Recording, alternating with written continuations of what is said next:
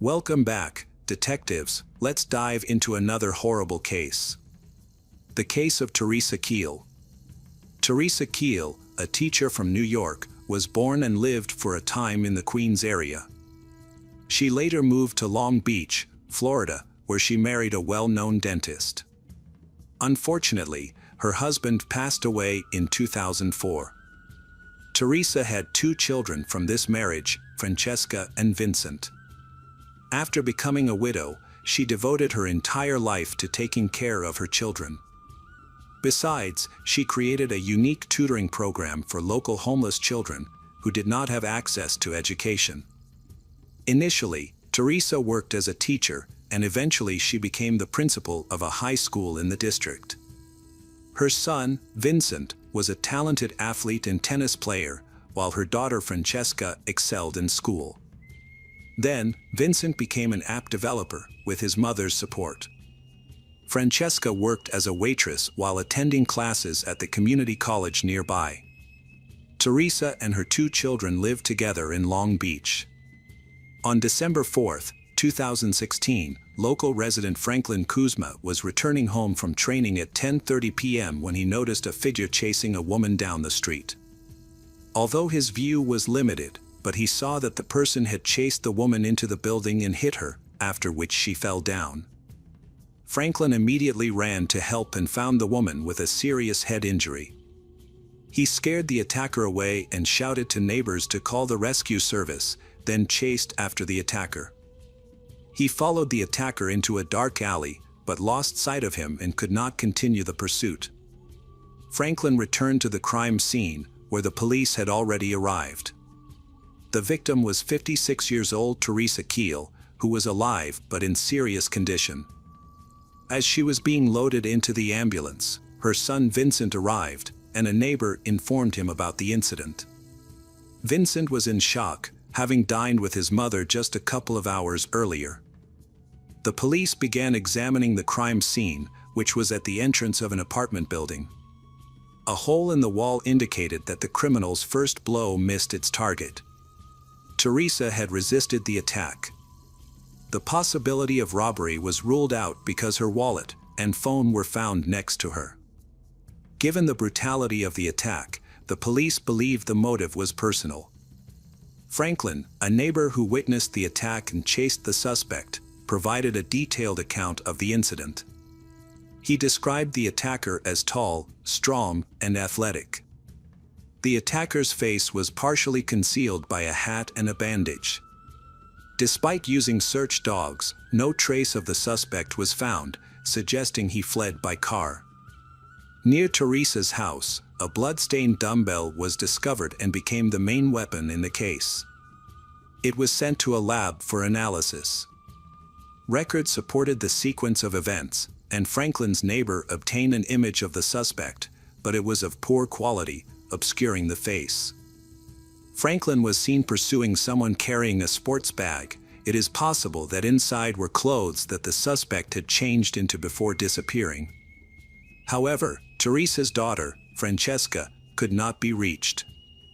Her brother Michael and Vincent reported that Francesca left home about 10 months ago, after starting a relationship with Ralph Kepler.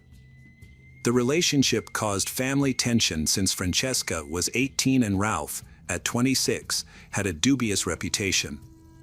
He was a former athlete and worked as a correctional officer. Francisco often argued with her mother, who urged her to end the relationship and return home. The family believed Francesca might be involved in the attack on her mother, suspecting Ralph's involvement. Right after the attack, Teresa fell into a coma. Doctors reported severe injuries from a blunt object. She almost lost her right eye, several teeth were knocked out, her skull was crushed, and she had a serious brain injury. She was connected to life support. Doctors suspected a dumbbell caused the injuries. The police hoped Teresa would wake from the coma to give a statement. Meanwhile, detectives conducted a more thorough investigation into Francesca and Ralph. The investigation revealed conflicts between Ralph and the Keel family, which could be a motive. The police visited Linwood, where he and Francesca lived. They were separated and questioned separately. She was shocked to hear of the attack on her mother. Detectives were skeptical, but she insisted they had an alibi. She and Ralph were at home all night wrapping gifts and watching football, they providing a selfie posted online 11 minutes after the attack as proof. Ralph, in another room, supported her story, saying he only left the house once that day, around 11 a.m., to buy a lottery ticket and then returned home. Detectives remain wary about Ralph and Francesca's statements, even though their statements have many similarities. They were questioned extensively about the tension between them and Teresa. They do not deny it, but they explaining that Teresa was suspected of embezzling money from investors who funded their joint project to develop a new social network. According to they, all the investors could be upset with Teresa. Moreover, a lawsuit had recently been filed against her. During the investigation, the detectives looked into the investors and discovered that one of them was Ralph, who had invested $130,000 in the project. Ralph considered himself an ambitious entrepreneur and wanted to invest his savings wisely. He knew Vincent was an app developer and wanted Vincent to create a new dating app, similar to a social network, that would become popular and profitable. However, this job takes a lot of time and he doesn't like it. Ralph accused Teresa and Vincent of defrauding investors out of $350,000 intended for app development. In a lawsuit filed in May 2016, Ralph claimed that his money was misused for cosmetic surgeries, luxury cars, beauty salon visits, and clothing. Both Teresa and Vincent denied these allegations. Vincent continues to develop this application, he stating from the beginning that app development would take a significant amount of time and effort. Other investors had solid alibis and did not blame Teresa, as she had refunded their money. This left Ralph and Francesca as the main suspects. To validate their suspicions, detectives needed concrete evidence. Ralph and Francesca's alibi was weak, and no one could corroborate it. Detectives noticed discrepancies and decided to conduct a thorough investigation into the couple's communication. They collected recordings of messenger conversations from Vincent, Francesca, Ralph, and Teresa, who was still in a coma. The investigators uncovered troubling evidence. In nearly every conversation, Teresa warned that Ralph posed a threat to the family. Ralph, in turn, claimed that Teresa had severely harmed his well-being and made threats suggesting she deserved to die. He also mentioned the possibility of an accident, and after the attack, he and Francesca expressed satisfaction that Teresa had sustained serious injuries, particularly the loss of an eye. However, this was not enough to bring them to court. People who knew Teresa mentioned that she was frightened of Ralph and often voiced this to friends. She feels he is a threat to Vincent and Francesca. Teresa's family has filed a lawsuit in court, accusing Ralph of financially, emotionally, and sexually controlling Francesca. They alleged that he monitored Francesca's phone calls and emails, pressured her into getting breast implants, and even forced her to claim that Teresa's was a prostitute. Francesca denied these allegations, asserting that everything was consensual, which led the judge to dismiss the case. During the trial in December 2017, Ralph alleged that Teresa and Vincent had received a substantial amount of money from him to develop a dating app but used it for personal expenses instead. However, these allegations were unsubstantiated because Vincent demonstrated that he was still actively working on the project. The investigators investigated Ralph and Francesca's phone records and discovered a phone number linked to Spytech, a company that sold tracking devices. It turned out that Francesca had purchased a GPS tracking device from them. 2 weeks before the attack, Francesca's emails contained alerts from the device she used to track Teresa's location. Both she and Ralph had the ability to change the device's batteries and knew when it needed to be done. On the day of the murder, December 4th, Francesca ordered a taxi, which allowed investigators to trace the vehicle that Ralph used. Detectives spoke with the taxi driver, the driver recalled that he had given a ride to a man who matched Ralph's description. The driver described him as a tall and strong individual. He was acting very strangely. He seemed nervous, climbed into the back seat, and bent down as if trying to hide from someone, and got out at the station. Although the price of the trip is $5, but he paid nearly $20 and quickly left. CCTV footage from the station was reviewed, and the man's appearance matched Ralph's description in several ways, particularly regarding his body type and clothing. This evidence was sufficient to warrant Ralph's arrest. On January 24, 2018, Ralph was charged with attempted murder using a dumbbell. DNA evidence from 2 individuals was found at the scene. The police tried to collect a DNA sample from Ralph for comparison, but he insisted on having a lawyer and refused to provide a sample. He was taken into custody, and bail was set at $50,000. During this time, they obtained a DNA sample that was taken from him without his knowledge. After paying the bail, Ralph was released from prison but was placed under house arrest while awaiting trial. Investigators continue to look into Francesca's involvement in the crime, suspecting that she might be an accomplice. Friends of Francesca reported that Ralph had manipulated her into. He tells her that her family is trying to usurp the inheritance left by her father. This led she to distrust her family. The DNA analysis results from the dumbbell found in November 2018 are in. It contained Teresa's blood, as well as DNA that matched Ralph's DNA. The police obtained over 20 warrants to search electronic devices and communication records for more information. It became increasingly clear that Francesca was involved in planning the crime, especially after examining her personal computer and phone. In the months leading up to the attack, she had researched online about the effectiveness of DNA testing on vulnerable areas of the head. This strongly suggested that she was looking for the most effective way to kill her own mother, Teresa. On November 10, 2018, Teresa's family made the difficult decision to disconnect her from life support after she had been in a coma for 2 years without any improvement in her condition. Doctors had indicated that there was no chance of her returning to a normal life. This decision resulted in more serious charges for Ralph and Francesca, who were arrested again, now facing murder charges. They maintained their innocence, but the evidence against them was overwhelming. Eventually, they detailed their involvement in the crime. On December 4, Francesca found Teresa at a diner, where she was having dinner with Vincent. Meanwhile, Ralph was waiting for she to come home. After the attack, Francesca called a taxi for Ralph, who fled the scene. To create a false alibi, Francesca used of their mobile phones from home in Linwood to post a selfie on social media, which she had taken earlier and stored in a cloud for this purpose. There was overwhelming evidence proving Francesca and Ralph's guilt, so the trial was reopened in late 2019. The prosecution offered a plea deal to the couple to lessen their sentences, which they both accepted.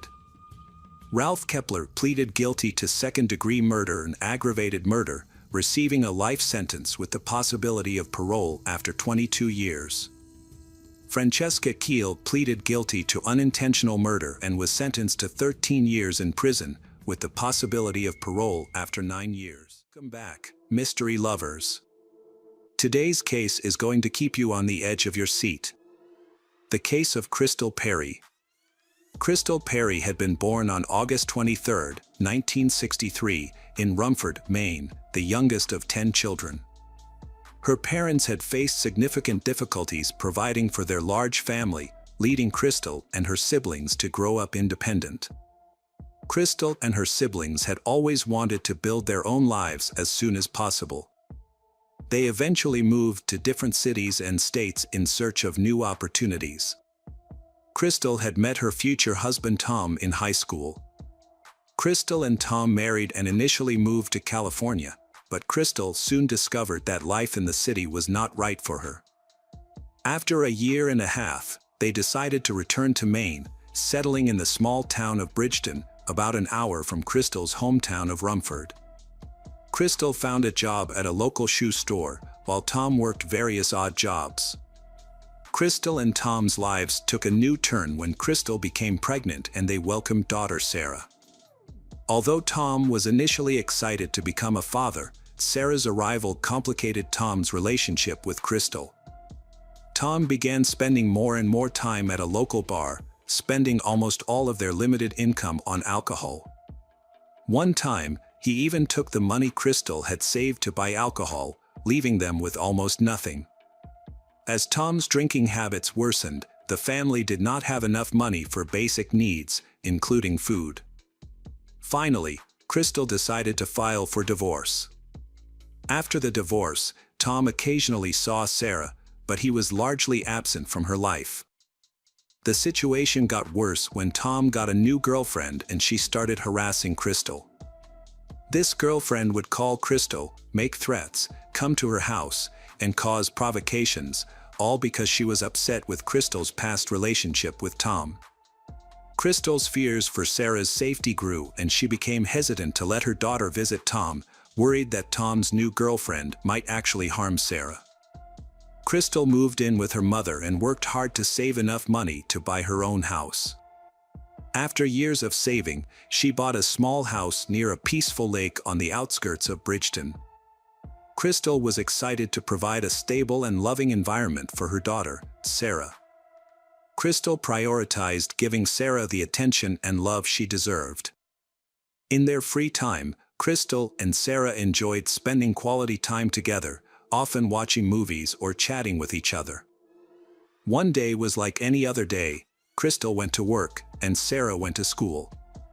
They had their usual dinner together, and Crystal carried Sarah to bed. However, a few hours later, Sarah's peaceful night was broken by a loud scream that startled her. At first, she thought Crystal was arguing on the phone, but it quickly became clear that there was something much more serious going on with Crystal. Crystal had been screaming loudly in the kitchen, causing Sarah to fear that her mother was being attacked. The bedroom door had been slightly open, but the kitchen was out of sight. Stiff with fear, Sarah could not move or make a sound. As she listened, she heard footsteps approaching, making her think that the next attacker would come for her. Feeling scared, she quickly hid behind the bed. However, the footsteps stopped, and Sarah heard the sound of a kitchen drawer opening, followed by the clatter of someone rummaging through utensils. Crystal's screams continued, filled with pleas for mercy, until she was stabbed. With each stab, Crystal's voice grew weaker. Sarah realized she could do nothing and would likely be killed as well. After her mother's screams stopped, she left the room and went into the kitchen, where she witnessed a terrible scene. Her mother lay in a large pool of blood covering the floor. Confused, Sarah asked her neighbors for help and eventually found an Italian restaurant whose owner lived in an adjacent building. They opened the door for Sarah and called 911 to report the incident. The officers immediately went to their home. Upon arrival, officers witnessed a gruesome scene. The kitchen was covered in blood, including the floors, walls, and kitchen appliances. Crystal had died, and medical experts determined that Crystal had lost too much blood. Police found a handprint on the front door glass, possibly Sarah's. No other fingerprints were found, but there were many bloody shoe prints on the kitchen floor. Investigators took photos to determine the shoe size and model, assuming they belonged to the killer. A trail of blood led to Sarah's bedroom but suddenly stopped as if the killer had changed his mind. One particular detail caught the detective's attention. The killer had tried to wipe away some blood on the floor. With the blood stains spreading, this effort seemed futile. Further investigation revealed that some of the drops of blood on the floor were irregularly shaped, suggesting they had fallen from the knife. This led investigators to believe that drops of blood might have flown out of the knife during the attack. Investigations showed that, in addition to the initial drops of blood, other drops of blood on the floor appeared to have fallen at a 90-degree angle, suggesting they originated from a higher point. Detectives suspected these drops might belong to the perpetrator, who might have been injured during the crime. Further supporting this theory, the trail of blood drops led directly to a roll of tissue. This showed that the perpetrator used a tissue to stop the bleeding before hastily leaving the scene. Autopsy results showed that Crystal's body had suffered more than 50 stab wounds.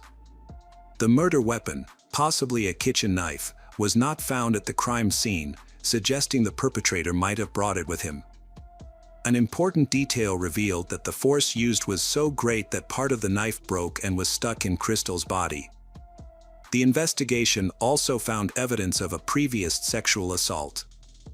As a result, medical experts were able to collect and analyze the perpetrator's semen along with the blood samples obtained, sending both for further laboratory testing. However, there was a problem. The local DNA laboratory was severely understaffed due to funding problems, leading to a significant backlog. As a result, detectives had to begin the investigation without forensic evidence, which would take at least 6 months to process. The investigation began by ruling out robbery as a motive because nothing was missing from the house. Furthermore, there were no signs of forced entry, so the police suspected that the victim had arbitrarily opened the door to let the perpetrator in. Since she was wearing pajamas, it was unlikely that she was expecting visitors. Detectives came up with 2 theories. Either the victim knew her killer, or someone she didn't know knocked on her door and convinced her to let them in under false pretenses. To pursue this lead, detectives turned their attention to the only witness, Sarah, who was undergoing a medical examination at the hospital. The police began questioning Sarah about the killer, and she explained that she had stayed in the bedroom until the incident was over. However, the police were a bit skeptical about her story. They asked her how she knew her mother had been attacked with a knife, and Sarah replied that it was obvious. Despite her reaction, detectives continued to pressure her, suspecting that she might have been withholding information and might have seen the perpetrator. During the first 3 days after the murder, police questioned Sarah 18 times in the hope that her story would change. However, she always maintained that everything happened as she initially described. Meanwhile, detectives pursued other leads and achieved their first breakthrough. They discovered a pair of boots at a local shoe store whose sole pattern resembled bloody footprints found at the crime scene. Additionally, they learned that Crystal had been harassed by Teresa, Crystal's ex-husband's girlfriend. Despite evidence that the killer was a man, the police decided to investigate Teresa, considering her history of threatening to kill Crystal. Maybe Teresa had found an accomplice to commit the crime. However, detectives found no evidence to support this theory. Further investigation revealed that Crystal was in a relationship with a man named Dennis at the time of her death. The two had met 2 years ago when Dennis started working at the shoe store. Dennis and Crystal began dating, and Dennis eventually proposed to her. Although Crystal accepted, they never married. Their relationship was tense, with frequent arguments and Dennis engaging in aggressive behavior, such as breaking objects and banging on walls. However, there was no evidence that he ever physically harmed Crystal. The day after Crystal's murder, detectives visited Dennis at his home. When they asked if he had left the house the night before or if he had seen Crystal, Dennis immediately asked if she was dead and then fainted. After regaining consciousness, he answered the detectives' questions. Dennis explained that he had planned to visit Crystal that evening but was delayed because he was helping a friend fix his car. When he later called Crystal, she said it was too late, leading to an argument and Dennis staying home. Police were able to verify Dennis' alibi, confirming that he had helped his friend that evening. Dennis also agreed to take a polygraph test, which showed no signs of deception, except when asked if he felt responsible for Crystal's death. He replied no, but the test detected his tremors. Additionally, detectives discovered that Dennis had the same shoe size as the killer, but no matching shoes were found in his house. Dennis agreed to provide a DNA sample but made a special request. Dennis had made a special request to the detectives. If they decided to arrest him, he had asked them to enter his workplace through the back door, instead of the main entrance. He had explained that he did not want to disrupt the work environment or make noise in front of his colleagues because his boss had always treated him kindly. However, because he had continued to claim innocence, this request had raised suspicions. The police investigation had led to another important discovery. They had contacted Crystal's best friend, who lived in another town, and she had revealed that Crystal had confided in her just weeks before the murder. Crystal had expressed her fear towards Dennis, saying their arguments had escalated and had become more and more heated. Dennis' behavior had also become more and more aggressive, causing Crystal to consider ending their relationship. However, she had hesitated to do so because she was afraid of his reaction. Detectives had also interviewed one of Crystal's co-workers, but she had not provided any useful information during their conversation. However, as soon as the police had left, Dennis had gone to the person's workplace and had begun asking about her conversation with the detectives. The police investigation had continued despite the lack of evidence against the initial suspect, as DNA test results would have taken several months to process. Meanwhile, they had pursued other leads. A strange tip had led them to a local man named Donnie, who had allegedly bragged about killing Crystal while drunk at a party. However, when questioned, Donnie had claimed to have no memory of the party and had denied any involvement in the murder. The police investigation into Crystal's murder had had difficulty finding any concrete clues. In an effort to uncover new information, Crystal's family had offered a $10,000 reward and had distributed flyers around town. However, Teresa, Crystal's ex-husband's girlfriend, had been seen repeatedly tearing up these flyers, raising suspicions. The ex-husband, Tom, had been thoroughly investigated but had eventually been ruled out as a suspect due to his severe alcoholism. His heavy daily drinking had made it unlikely he would commit a crime, and he had had no clear motive. Police had also investigated two other men Crystal had dated after her divorce but had found no evidence linking them to the crime. All three men, including Tom, had provided DNA samples to be sent to a laboratory for analysis. 9 months after the murder, the lab results had finally come in, but they hadn't matched any of the suspects, including Dennis. This had left detectives with no new leads. They had asked to take Dennis's DNA sample again for further testing, but the results had still been the same. The investigation into Crystal's murder had hit a dead end, causing detectives to reinvestigate their only witness, Sarah. They had suspected that Sarah might be hiding information or that a traumatic experience had caused her to repress memories of the killer. To question her further, police had gone to Texas, where Sarah was living with her aunt. A polygraph test had been administered to Sarah, but the results hadn't shown any deception. Despite this, investigators had continued to question her for days, asking the same questions over and over again. However, Sarah had always maintained that she had not seen the killer. The case had remained unsolved for several years. Police had continued to interview potential suspects and follow up on leads. But to no avail. The breakthrough had come in the late 1990s with the introduction of the FBI's DNA database. Investigators had uploaded the killer's DNA sample, but unfortunately, no matches had been found. The detective asked Sarah to work with a psychologist to try to recall any repressed memories of the crime. Even though Sarah agreed, the psychologist ultimately concluded that she really didn't remember anything and was telling the truth about not seeing the killer. The case remained unsolved for many years. Detectives continued to investigate but found no new leads. This changed in 2006 when a surprising development occurred. A DNA sample was entered into the FBI database and it matched blood and semen left at the crime scene where Crystal was killed. The DNA belonged to a man named Michael Hutchinson, who was never suspected in the case. Detectives discovered that in 2003, Hutchinson was arrested for assault and threatening with a weapon, resulting in a sentence of 6 months in prison and 3 years of probation. During his arrest, a DNA sample was collected, but it was not uploaded to the FBI database at the time. It was instead stored in a laboratory. 3 years after the initial DNA sample was taken, Michael was arrested for drunk driving with his children. He was released on bail but failed to appear in court, leading to jail time. Ironically, Michael was arrested on the day of the wedding and put in a prison cell. His DNA sample was retrieved and quickly uploaded to the database.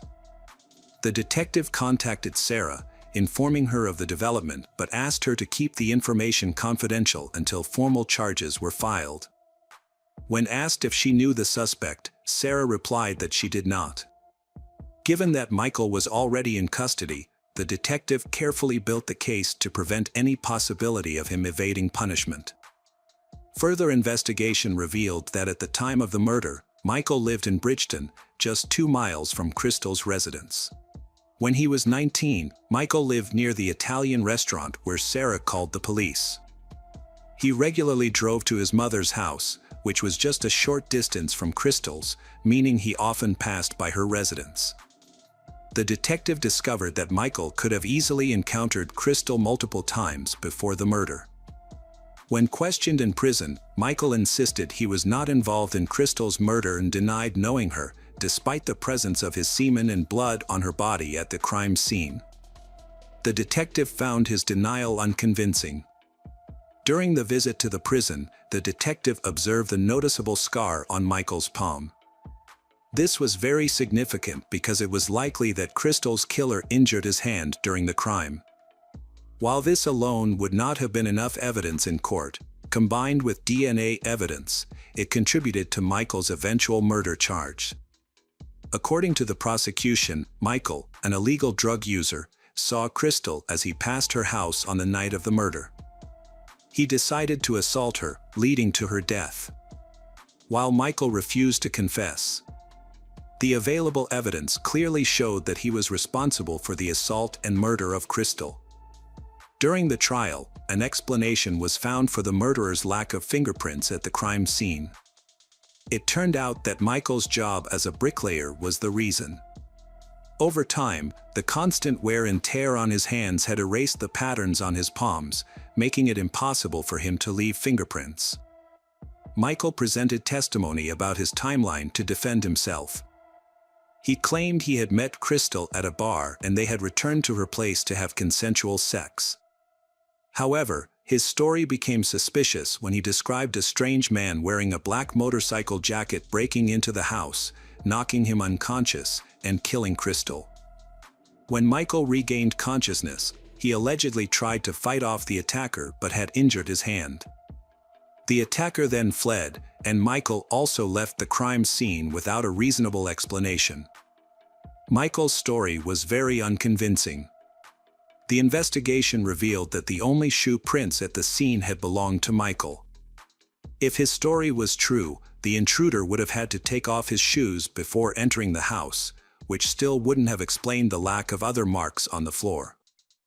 Furthermore, no witnesses had come forward to confirm that Crystal had been at the bar with Michael. The trial ended on April 9, 2007, with Michael being unanimously found guilty. As a result, he received a life sentence without the possibility of parole and remained incarcerated. Sarah's life was deeply affected by her mother's death, but she found the strength to move forward with time. She pursued further education, became a writer, and wrote a book about her mother's murder. Hi everyone, thanks for returning. Let's unravel another perplexing mystery. The case of Jessica Dishon. Jessica Dishon was born on May 2, 1982, in the small town of Shepherdsville, Kentucky.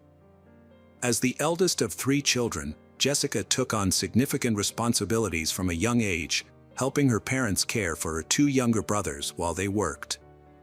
At age 15, Jessica started working part-time at a restaurant to save money to buy her first car, a red Pontiac. A few years later, she bought the car she wanted.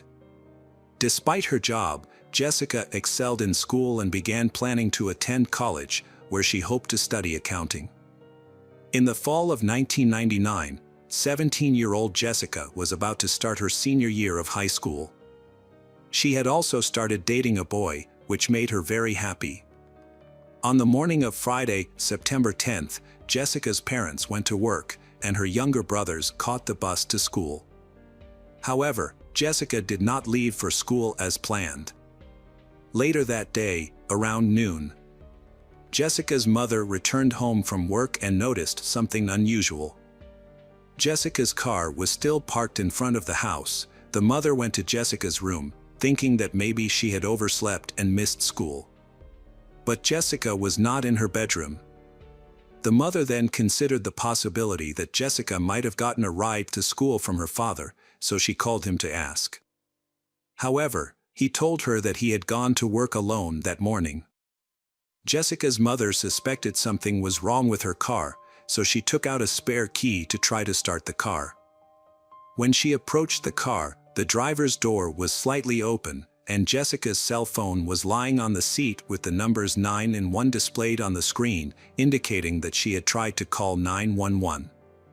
Jessica's shoes and keys were found under the front seat, while her textbooks, work clothes, and purse were in the back seat. Jessica's mother was worried about Jessica's safety. It was obvious that she had tried to call for help but was unsuccessful. Furthermore, Jessica could not leave her belongings in the car and leave. Jessica's parents contacted her school, learning that Jessica had not come to class that day. When Jessica's best friend at work called her parents a few hours later, saying that Jessica had not come to work, they became even more worried about Jessica. Jessica's parents immediately contacted the police, but the sheriff downplayed the situation, suggesting that Jessica might have wandered off and would return home on her own. Despite Jessica's parents' pleas, the sheriff refused to open an investigation. Undeterred, Jessica's parents contacted relatives, friends, and acquaintances, but no one had any information about Jessica's whereabouts. They then searched the entire town, scouring the area, but there was no sign of her. The next morning, Jessica's parents returned to the sheriff's office to report that she had not returned home. The sheriff sent 2 officers to check Jessica's car. However, the officers searched the car without wearing gloves, potentially destroying evidence. Furthermore, the officers did not search Jessica's room. Feeling frustrated with the police, Jessica's parents sought the help of the local media, hoping to draw attention to Jessica's disappearance and the police's lack of attention.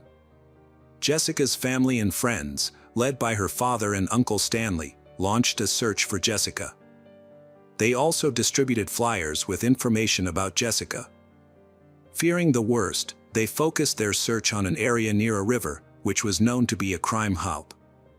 For hours, Jessica's family members thoroughly searched the challenging terrain near the river but couldn't find any sign of Jessica. The next morning, Jessica's parents were at home and their son was playing in the yard. Suddenly, he rushed inside, saying he had heard a faint cry for help that sounded exactly like his sister's voice. Jessica's father immediately grabbed his gun and ran outside to find the source of the screams. At the same time, his brother arrived and joined the search. They quickly noticed smoke coming from the property of their neighbor, 40-year-old David Brooks. As they approached, they saw Brooks undressing on his property. Jessica's father asked Brooks for permission to search his farm, but Brooks refused and told them to leave. This was not the only unusual behavior Brooks displayed. Before Jessica's disappearance, the 2 families had a normal relationship. However, soon after, he would drive slowly past their house, staring at them with an ominous smile. After seeing Brooks burning clothes on their property, Jessica's parents went back to the police, shared their concerns and asked them to come and meet Brooks with the dogs. The police agreed. The dogs were given some of Jessica's clothes to track her scent. They led the police to Brooks's fire pit, but no significant evidence was found. However, the dogs did find black gloves in one of Brooks's sheds that smelled like decomposition. During the search, no concrete evidence was found. Frustrated with the police, Jessica's father contacted the FBI for help. The FBI usually does not get involved in missing persons cases based on the family's request, but this time they decided to investigate immediately. After Jessica's parents presented the case and the family's findings, the FBI opened a full-scale investigation. The FBI proceeded to collect fingerprints from Jessica's room and her car, confiscating all potential evidence for further analysis. Additionally, investigators conducted a comprehensive search of the area using helicopters and volunteers. They thoroughly examined the pond near Jessica's home. The FBI searched Brooks' farm and found a printed photo of Jessica.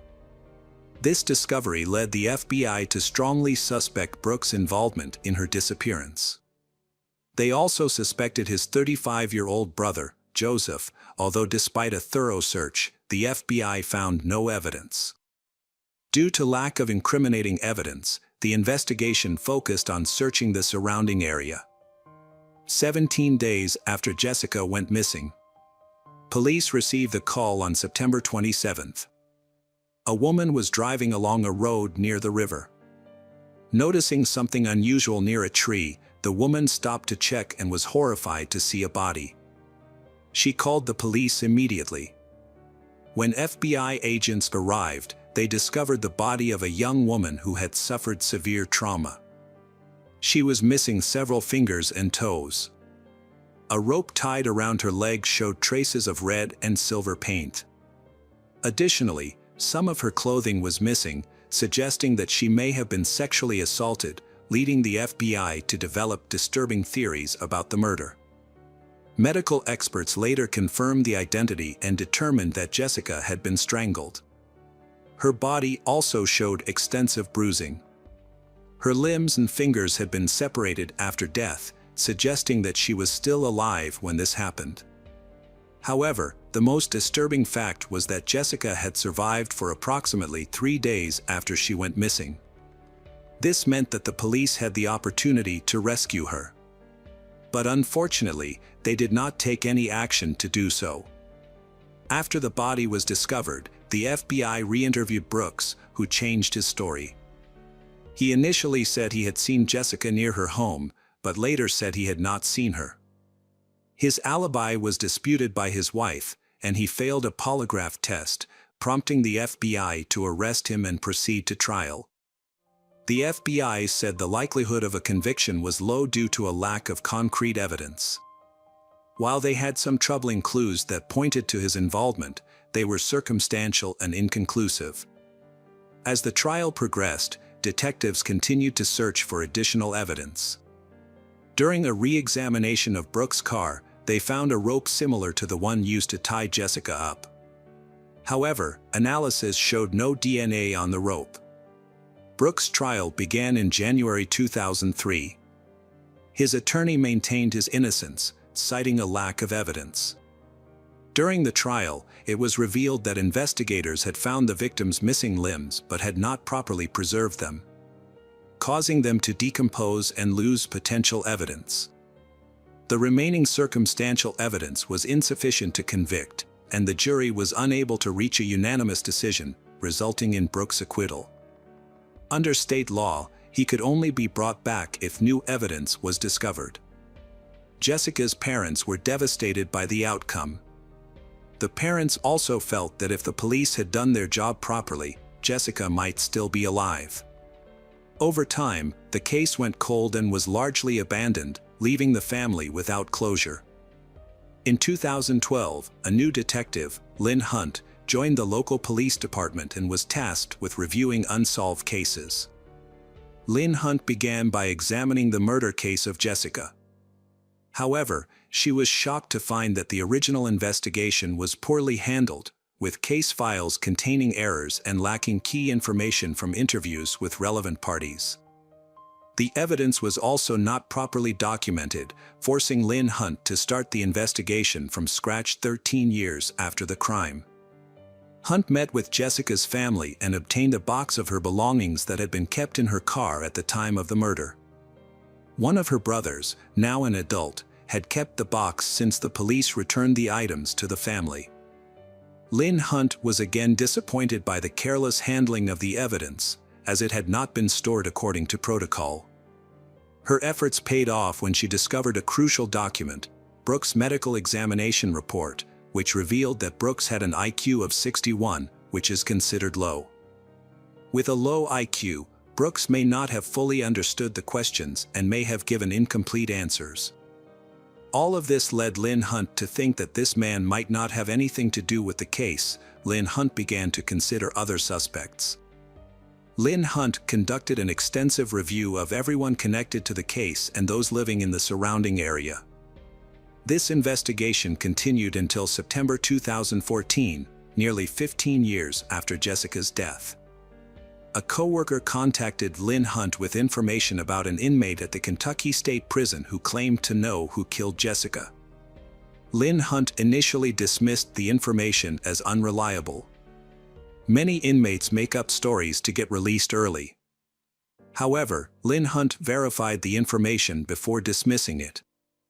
Lynn Hunt visited the prison and met a man who told her that he had previously shared a cell with another inmate. During conversations, the inmate revealed to him that he was responsible for the murder of Jessica Dishon. The informant revealed that Stanley Dishon, Jessica Dishon's uncle, had a dark secret. According to the informant, Stanley confessed to years of sexual abuse of Jessica while they lived under the same roof. He warned her that if she spoke about the abuse, he would kill her or someone she cared about. When Jessica started dating in the spring of 1999, Stanley became increasingly fearful that she might confide in her boyfriend about the abuse she had suffered at his hands. On September 10th, Stanley visited Jessica at her home when she was alone, and he saw her packing her belongings into her car. He approached her and asked her to end her relationship with her boyfriend. However, Jessica refused, threatening to expose Stanley's actions if he did not leave her alone. As Stanley threatened her, causing Jessica to reach for the phone to call 911. Stanley tried to grab her, but she broke free and ran back to her room. Stanley followed her into her room, striking her before binding her with her own sheets. Stanley then dragged her to an abandoned shed not far from where her body would later be discovered. Stanley held Jessica captive for several days, subjecting her to abuse and torture before ultimately killing her. Stanley then placed her body in a visible location near the road and buried the bloody sheets under the shed. Additionally, Stanley removed some of Jessica's limbs in an attempt to mislead the police, making it seem like the murder was the work of drug traffickers. Lynn Hunt was intrigued to discover that this crucial detail about the missing limbs had never been made public. Only Jessica's closest relatives were aware that her body had been mutilated, which meant the informant couldn't have fabricated this information. Furthermore, Stanley claimed to have buried Jessica's shoe under a broken tree near the shed. Determined to verify the informant's story, Lynn Hunt decided to search for buried evidence. With limited resources at the local police department, she enlisted the help of Jessica's brother and other relatives, keeping Stanley's possible guilt a secret. She did not report her suspected evidence to them. On the first day of the search, no clues were found despite searching the areas described by the informant. The next day, Jessica's brother and Lynn Hunt returned to the scene. On the way, they noticed an abandoned barn on the side of the road and decided to search. Inside the barn, they began digging. Their search uncovered a buried bed sheet.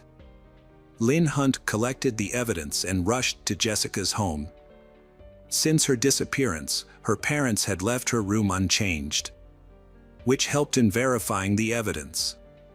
Upon comparison, Lynn Hunt confirmed that the bed sheet was indeed from Jessica's bedding, as it matched the pattern of the other linens and was missing from her bed. Following this discovery, Stanley was arrested and questioned by police. Although he appeared visibly shaken during questioning, he refused to confess to the crime. Stanley was eventually charged with murder and the case went to trial. This news shocked Jessica's father. The murderer he had been searching for was none other than his own brother Stanley Dishon. As the trial progressed, Lynn Hunt dug into Stanley's past to gather more evidence. She knew that he had assaulted Jessica, but her investigation uncovered that several of Stanley's female relatives had come forward to report that he had sexually abused them as children. Stanley would approach his relatives, claiming he was temporarily homeless, and asked to stay at their home.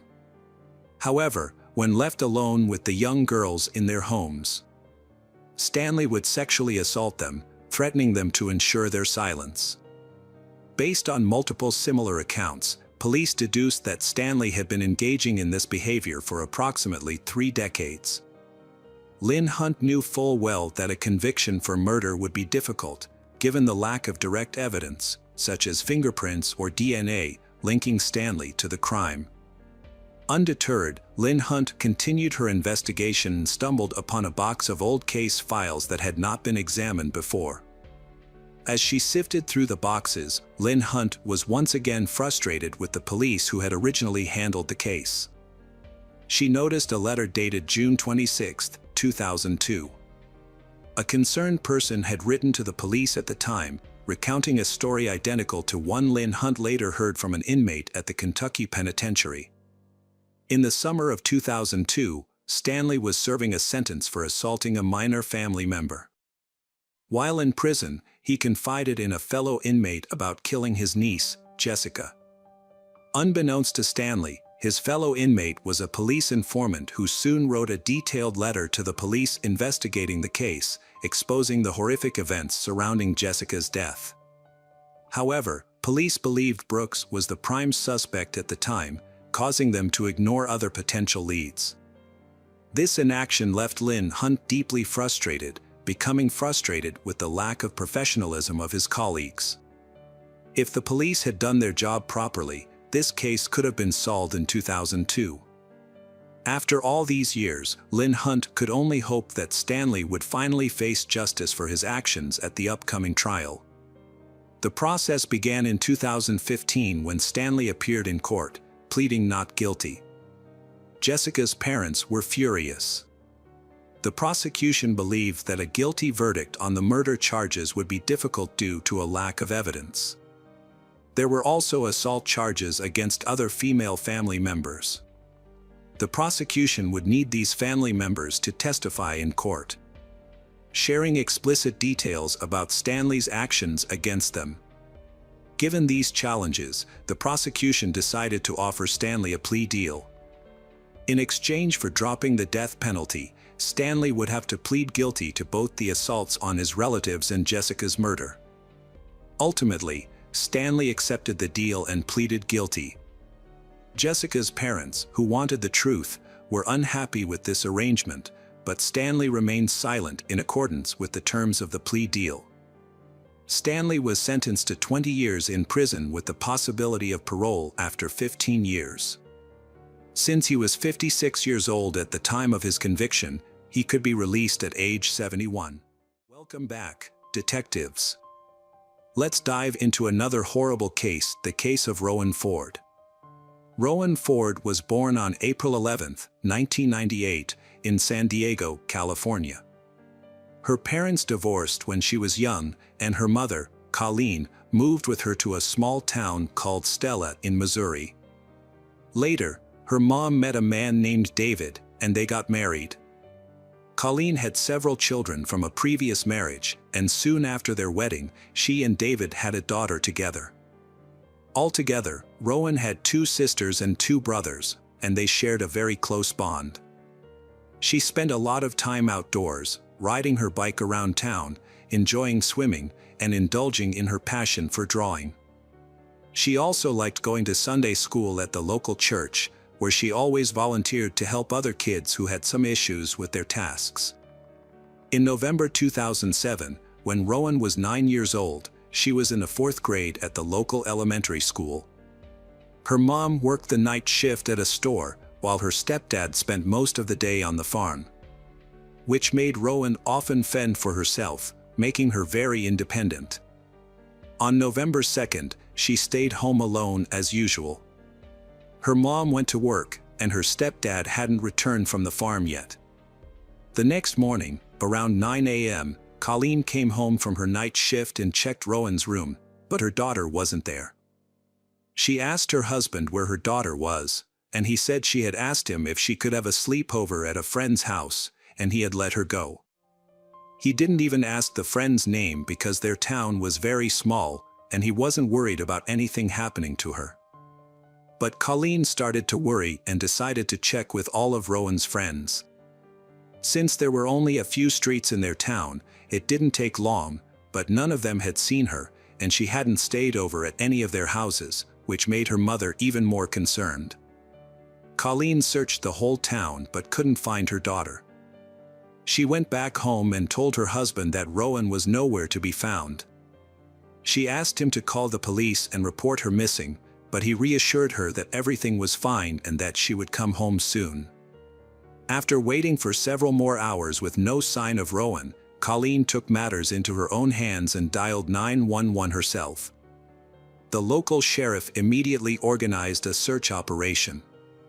He went to their house to speak with David, and as he was the last person to see Rowan before she disappeared, David said that on that evening, while he was working on the farm with his colleague Christopher, their mutual friend Nathan came by. They all decided to go to David's place to have some drinks and play pool. They stopped by the store, bought some alcohol, and went to David's house, where they spent several hours. Later in the night, Christopher asked Nathan to drive him home to the neighboring town, where his trailer was. They persuaded David to join them to continue the fun.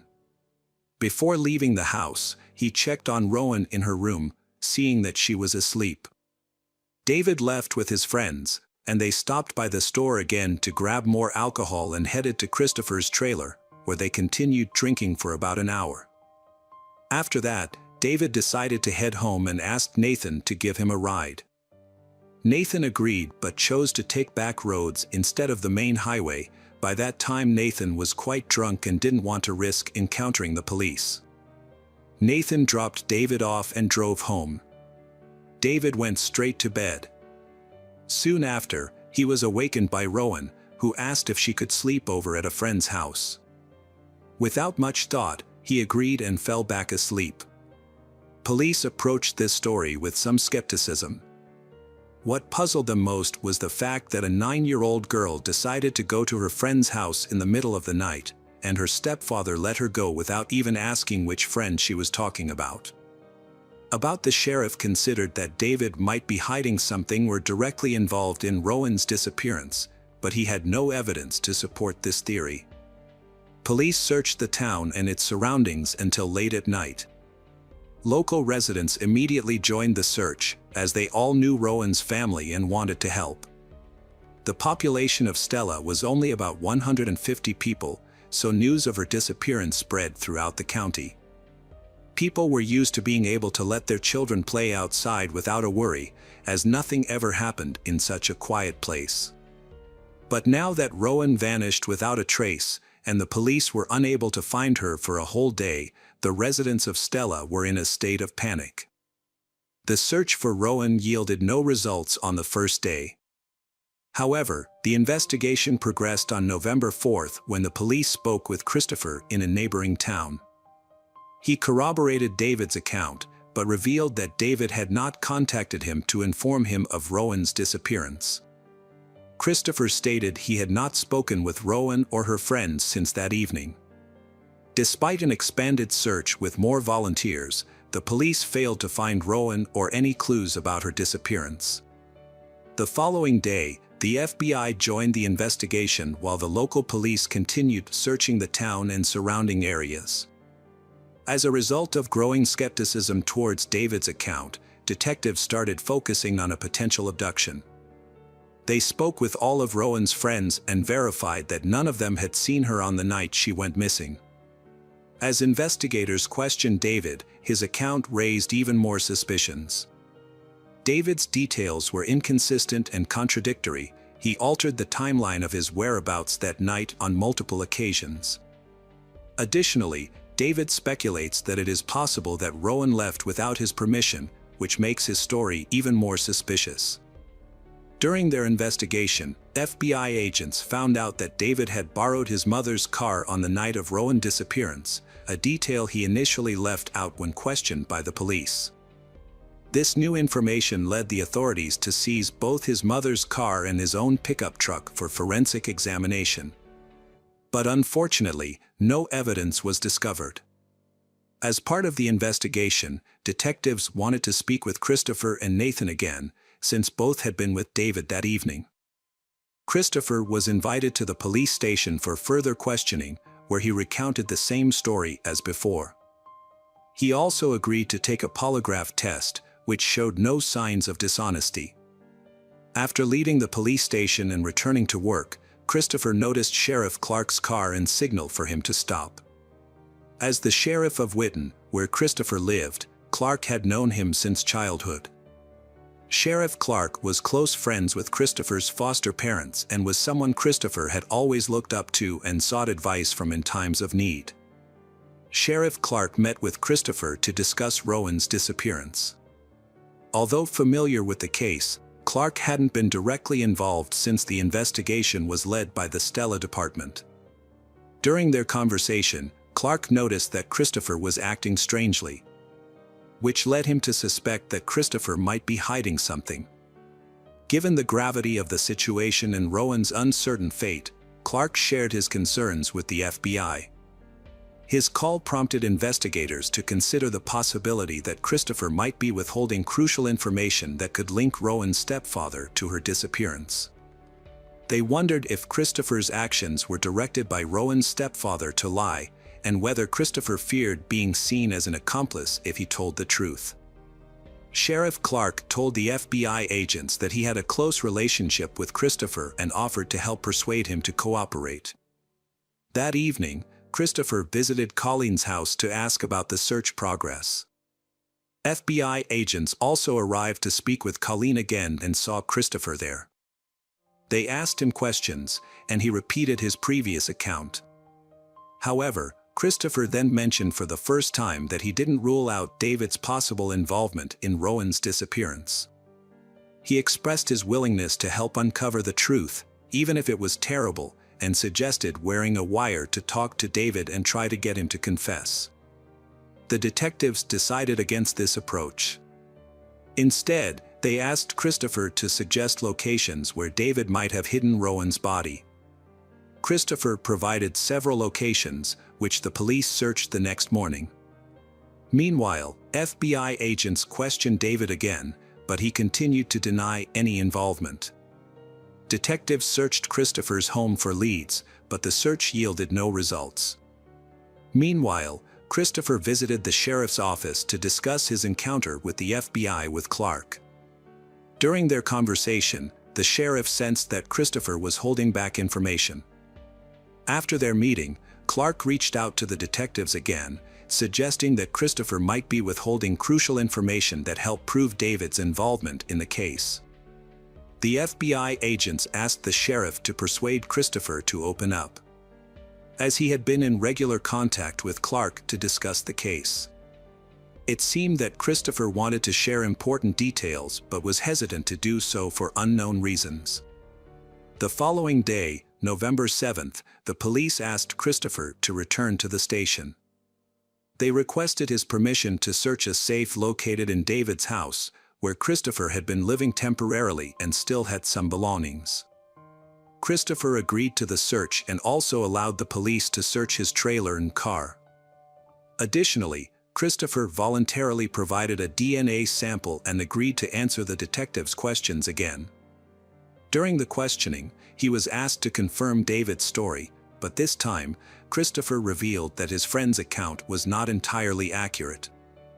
The investigators then pressed him to disclose what really happened that evening. Christopher became agitated when the police treated him like a suspect in Rowan's disappearance. He refused to continue the conversation and left the station after warning the detectives that he might hire a lawyer. Later that evening, Christopher met with Sheriff Clark to express his concerns about the detectives' behavior. Clark acknowledged Christopher's right to remain silent but explained that the police were doing everything possible to find Rowan. Christopher stated that he would no longer cooperate with the detectives and would only speak with Clark if he had any further information to share. Clark continued to encourage Christopher to open up, and eventually, Christopher broke down in tears, claiming that he loved Rowan and would never harm her. During his time living with the David family, Christopher formed a close bond with Rowan and the other children. They grew to treat him like one of their own, even affectionately referring to him as Uncle Christopher.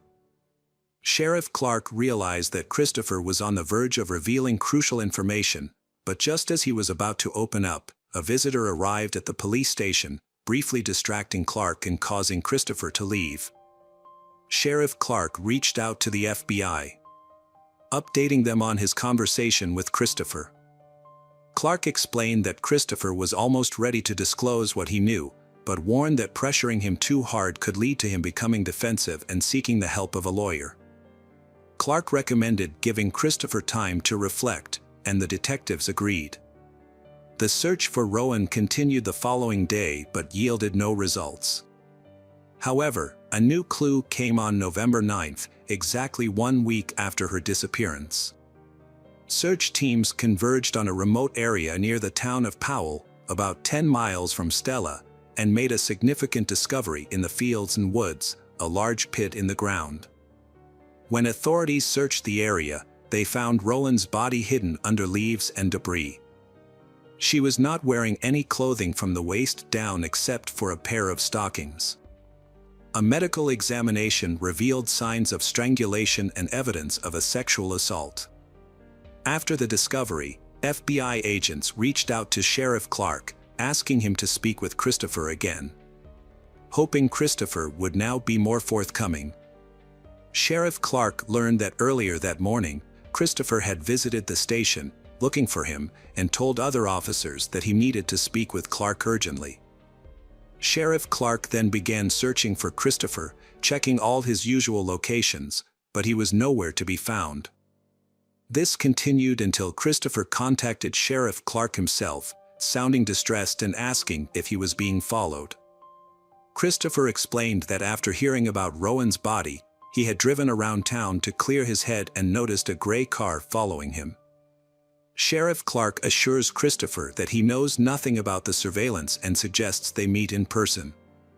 When they met, Christopher appeared nervous and expressed concerns for his safety. He feared that with Rowan's body found, he might be accused of murder and that someone might seek revenge against him. Clark took Christopher to the police station, and he said that now when the case had been classified as a homicide, it was time for Christopher to reveal everything he knew. However, when Clark asked Christopher to share what David had done to Rowan, Christopher became emotional and hesitant to talk at the station. He explained that there were too many people around and suggested they move to a quieter location. Clark agreed, and they drove to a small bridge a few miles outside of town. Once they arrived, Christopher asked Clark to handcuff him. Clark was surprised but tried to reassure Christopher that it wasn't necessary. Christopher insists that what he is about to say will change everything and that Clark will then have to arrest him. Christopher then began recounting the events of that night. He told Clark that he, Nathan, and David had gone to his trailer to continue drinking. Later, his friends decided it was time to head home. Nathan gave David a ride, and they chose to take back roads to avoid the police. Christopher had shocked Clark that he had intended to sexually assault Rowan. To carry out his plan, Christopher took advantage of the time when his friends were busy taking a detour through the field. He drove straight to David's house via the main highway. Under the cover of darkness, he slipped into Rowan's room, picked her up, and quietly transported her to his vehicle, carefully avoiding detection as she slept. When they reached his trailer, he sexually assaulted Rowan. This was interrupted when Rowan regained consciousness and tried her best to free herself, but to no avail. During the crime, Christopher took precautions to avoid recognition, deliberately choosing to keep the lights off and maintain his silence. He originally planned to return Rowan to her home under the guise of innocence, but under the illumination of a bright moon, Rowan finally laid eyes on Christopher as he transported her from the trailer. He grabbed a rope, resorted to force to resolve his predicament, and took Rowan's life with his bare hands. He frantically thought of ways to cover up his crime. He got in his car and began driving around the county, pondering methods of disposing of the body. He then remembered a large pit near a neighboring town and headed in that direction. When he arrived, he dumped Rowan's body in the hole and attempted to cover it with tree branches. Returning to the trailer, Christopher discovered traces of Rowan's blood on his clothes and mattress. He also realized he needed to dispose of her pants, underwear, and the rope used to kill her. He gathered these items and placed them in a large barrel, intending to burn them. However, he quickly reconsidered, realizing that a large fire would likely attract unwanted attention. Instead, Christopher dragged the barrel into a shed, closed the door, and started the fire inside. This revelation shocked Clark, who had previously suspected David of committing the crime and believed Christopher was withholding information. It was difficult for Clark to accept that a man he had known for nearly 20 years, a man with 3 young children of his own, was capable of such brutality. Although Christopher appears to be a good-natured man, his true nature is much more worrying. After finishing his story, Christopher willingly went to the police station with Clark. Once there, Christopher repeated his confession to the FBI agents and was subsequently arrested for murder. He also gave the authorities permission to search his trailer and car. As he concluded his confession, Christopher expressed regret over his actions and stated that he had cried uncontrollably the following day. The detectives then informed David about Christopher's confession. Given David's suspicious behavior and inconsistent statements, they suspected he might be covering for his friend. However, during interrogation, David revealed a shocking new testimony. David claimed that when he found Rowan missing from her room, he suspected Christopher might have taken her. He took his mother's car and drove to Christopher's trailer. He found Rowan lying on the bed. Christopher leaned towards her.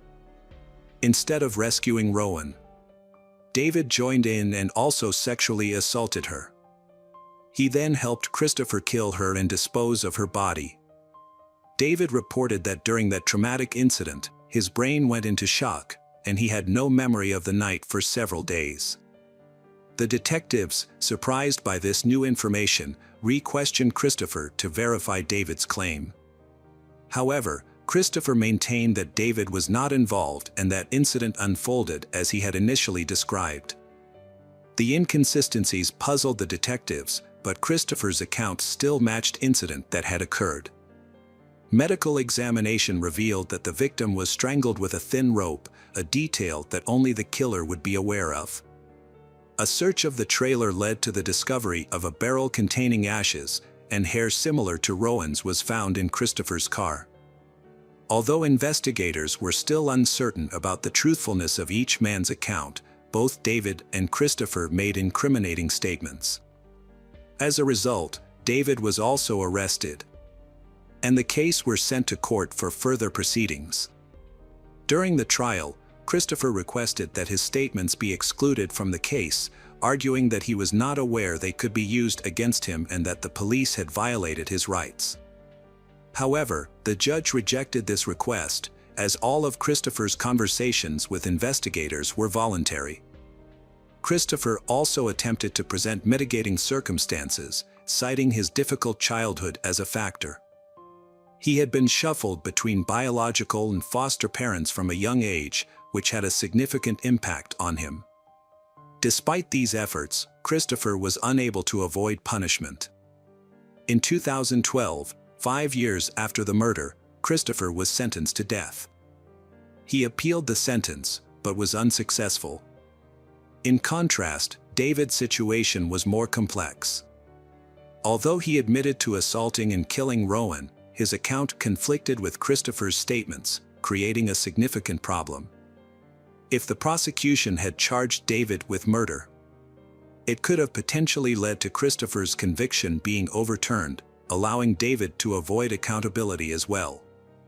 However, due to the lack of concrete evidence, such as DNA, in fact, they were still uncertain about David's involvement. Although it was possible that David might have collaborated with Christopher in committing the crime, there was no supporting evidence for this theory. To minimize the risk of overturning Christopher's sentence, the prosecution made the difficult decision to reduce David's charges. As a result, David pleaded guilty to 2 lesser charges: child endangerment and obstruction of justice. David received an 11 years prison sentence, with a minimum of 5 years to be served. This outcome sparked widespread outrage, as many felt that if David was indeed involved in the murder, his punishment was disproportionately lenient. Unfortunately, this sentence is now final, and it is unlikely that David will face retrial for this case. Christopher remains in prison awaiting execution, but it's uncertain whether the death penalty will be carried out due to the often lengthy time between sentencing and execution, which can span decades, meaning he might spend the rest of his life in prison instead. Hello again, true crime fans. We've got another mysterious case to explore, the case of Lisa Holm. Lisa Holm was born on February 7, 1998, in the small Swedish town of Hu, where she grew up in a peaceful environment with her parents and older sister. Lisa was a kind, positive, and determined individual with a strong personality. She had already made up her mind to study architecture in Australia before completing her education. Lisa's love for travel was sparked by numerous trips with her parents to various countries, which also instilled in her a sense of independence from her teenage years. To earn her own money, she took on part-time jobs. In the summer of 2015, at the age of 17, Lisa landed her first job at a cafe located about 40 minutes from her home. Initially, her parents drove her to work, but soon her father gifted her a scooter. The scooter was a welcome gift, allowing her to commute to work independently. However, for the first few weeks, her father accompanied to ensure her safety, as she had limited experience driving on the roads. Lisa only works on weekends and her father always takes her to and from the cafe home. However, on June 7th, her father decided to let her drive herself. On that particular day, her parents visited her at work during lunch, when the cafe was very busy. They had a quick snack together before returning home. Later that day, at 6:23, Lisa sent her father a text saying she was leaving work. 3 minutes later, he received a call from her, but there was no answer when he picked up. He heard a soft voice over the phone, and the sound of a car door closing, leading him to believe that Lisa had accidentally dialed his number while talking to a coworker. Despite calling out her name several times, he got no response and eventually ended the call, expecting her to arrive home soon. However, as the minutes ticked by, Lisa failed to show up, causing her parents to grow increasingly worried. It was her first time driving the scooter alone, and her father was deeply concerned for her safety. He attempted to call her multiple times, but her phone was turned off. After a few more minutes of waiting, Lisa's father decided to drive along the route she would have taken, hoping to meet her along the way. He drove slowly, scanning the road for any sign of her, fearing she might have been in an accident. Despite his efforts, there was no sign of Lisa. The man arrived at the cafe where his daughter Lisa worked, but she wasn't there. However, her scooter was parked outside, which initially calmed his nerves. But upon closer inspection, he noticed her scooter keys were still in the ignition and her helmet was hanging from the handle. This discovery raised his concerns, as Lisa would never leave her scooter unattended. Around the same time, Lisa's mother contacted the cafe owner, hoping to get some information about her daughter's whereabouts. The cafe owner claimed to be unaware of Lisa's location and explained that she had spoken to her employees earlier, who said they were closing the cafe. The cafe owner then drove to the cafe and met up with Lisa's father. Together, they began searching the cafe and its surroundings. The cafe owner also enlisted the help of 4 friends who lived nearby. As the search continued, Lisa's mother and older sister checked the bus schedule, thinking it was possible that Lisa might have taken the bus instead of her scooter. They drove to the bus stop in their town, but unfortunately, Lisa was not on the bus. Despite their efforts, Lisa's family was still unable to find her, and their concerns continued to grow. Lisa's relatives quickly contacted the police after realizing she was missing. It was nearly 1 p.m. Police quickly conducted an extensive search. A crucial discovery was Lisa's scooter, which was left in the parking lot with the keys still in it, leading the police to suspect she might have been abducted. Abductions are extremely rare in Sweden, particularly in Lisa's rural hometown, so the police responded swiftly by deploying multiple search teams with dogs and having officers canvass every nearby house. As news of Lisa's disappearance spread, her classmates and friends took to social media to raise awareness and potentially gather witness accounts. Despite the overnight search, no progress was made. On Monday morning, the police publicly announced Lisa's disappearance and urged anyone with information to come forward. Around the same time, a man working at a barn across from the cafe found a motorcycle glove on the floor and reported it to the police. Detectives re-examined a barn previously inspected on the evening of Lisa's disappearance and discovered a glove. They presented the glove to Lisa's parents, who identified it as their daughter's, providing further evidence for the abduction theory. Police have stepped up the search by sending additional personnel and equipment to assist. By then, Lisa's disappearance had made national headlines, drawing hundreds of volunteers to the search. On Tuesday, the police received multiple leads. A group of volunteers searched a dirt road near the cafe, finding a phone case, receipt, ticket, and broken smartphone screen. After discovering these items, investigators confirmed that they all belonged to Lisa, so they concentrated the search in that area. Further investigation yielded additional parts of the broken smartphone, Lisa's ID, and more receipts. These items were all scattered along the same dirt road, increasing the police's certainty that Lisa was indeed a victim of abduction. The search for Lisa quickly gained a large amount of attention and support, with the number of people involved growing significantly each day. This case became the main news story in Sweden. Hundreds of volunteers from across the country flocked to participate in the search. A group of local volunteers specializing in finding missing people also participated in the search for Lisa. This made Lisa's search operation the largest in Sweden's modern history, with over 1,000 people involved. The police received numerous calls with potential leads. A woman reported a suspicious incident while she was jogging the day before Lisa went missing. A man standing next to his car stopped her on the road and asked for directions to an unfamiliar city in English. When she tried to help him using Google Maps, the man asked her to get into his car to show the route on his navigator. The woman found this request suspicious and refused, continuing her jog instead. The woman shared a crucial detail with the police. She believed she had seen the man before, among the workers repairing a barn across the road from the cafe where Lisa was last seen. On the day Lisa went missing, her co-workers noticed something unusual. A witness saw 2 men standing across the road from the cafe, stared at the shop. Although the witness didn't think much of it at the time, but she shared this detail with the police after Lisa's disappearance. The following morning, Lisa's father and some friends searched the dirt road where her belongings were found. As they went further, they found Lisa's driver's license and house keys.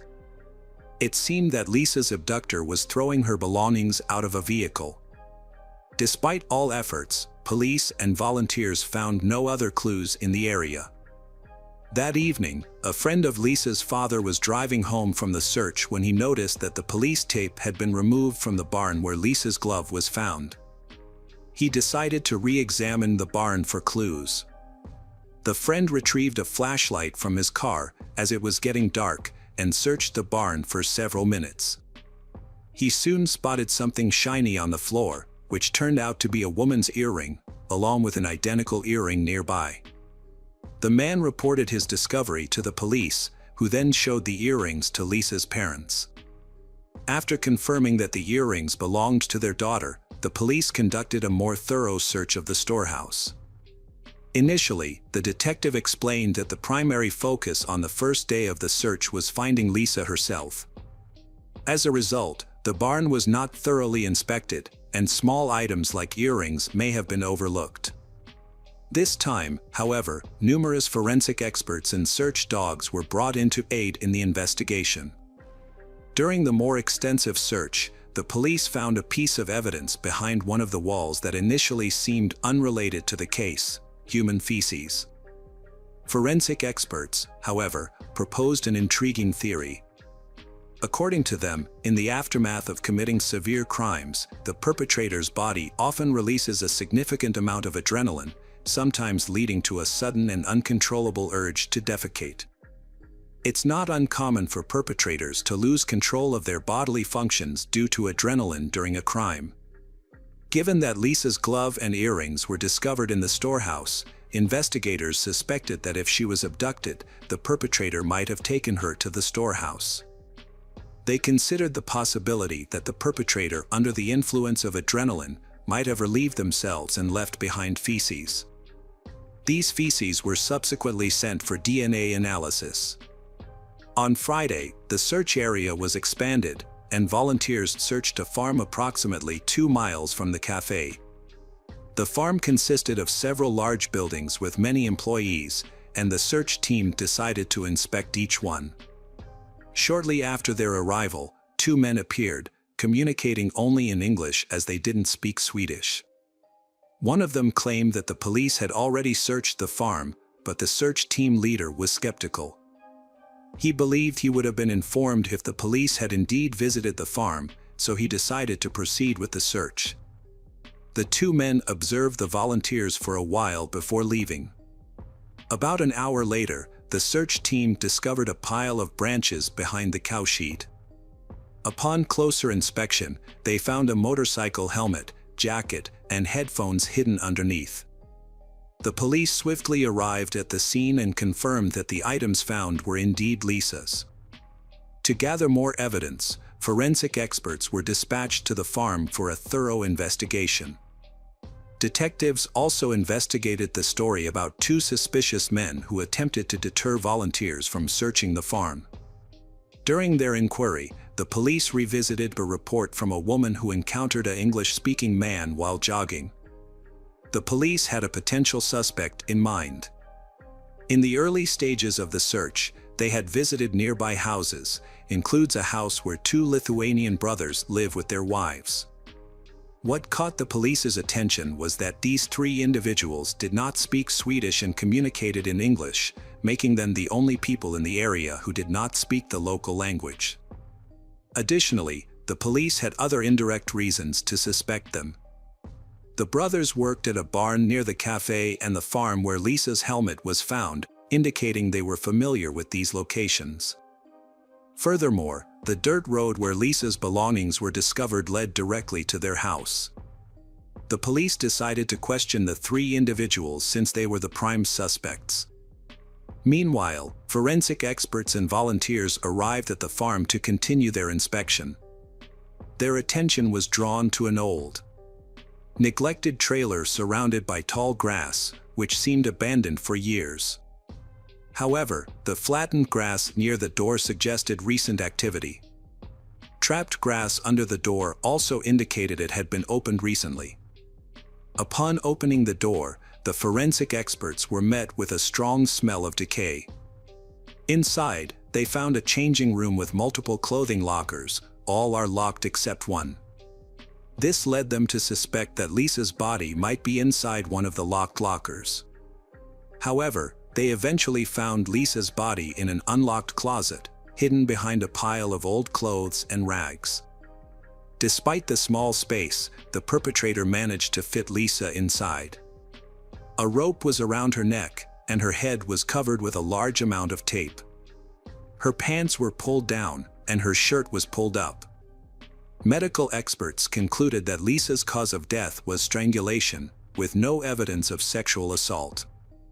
Her clothing was sent to the lab for further examination. As news of her body's discovery spread rapidly across the country, the case had already been making headlines in Sweden. The brutality of Lisa's murder shocked the entire nation, as such crimes were extremely rare in Sweden. A strange and disturbing discovery was made on YouTube the same day her body was discovered. A video titled 13, featuring a countdown timer, had been posted 13 days before the murder. What makes this video scarier is that it was uploaded to a channel called Lisa Home. News of the video spread quickly through the media, leaving many people stunned by the series of coincidences. Some speculated that the murder had been predicted, but it was later revealed that the channel name and video title had been changed after Lisa's body was discovered, explaining the eerie coincidence.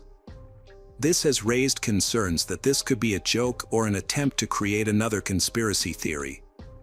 Meanwhile, the police worked day and night tirelessly to catch Lisa's murderer and solve the case as quickly as possible. At the time of the discovery, investigators had already questioned 2 brothers and a woman, all of whom denied any involvement in the murder. The 3 individuals claimed to have been at home at the time of the abduction, providing alibis for one another. According to their accounts, the older brother, Narigis, was asleep in his room while his wife was preparing dinner, and the younger brother was using the computer.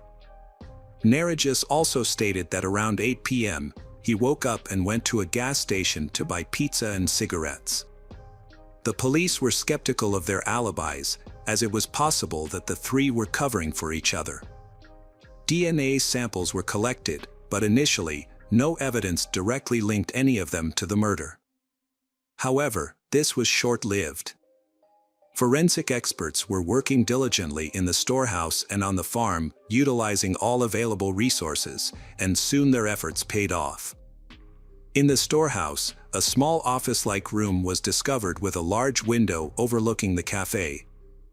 Upon investigation, experts found 15 semen stains on the walls and floor near the window, suggesting someone had been standing there, watching the cafe employees, including Lisa, and engaging in self-gratification. The semen samples were sent to the lab for analysis, and DNA profiles were quickly extracted. All 15 samples matched the DNA of 35-year-old Narigis. Additionally, the feces found in the storehouse also belonged to him.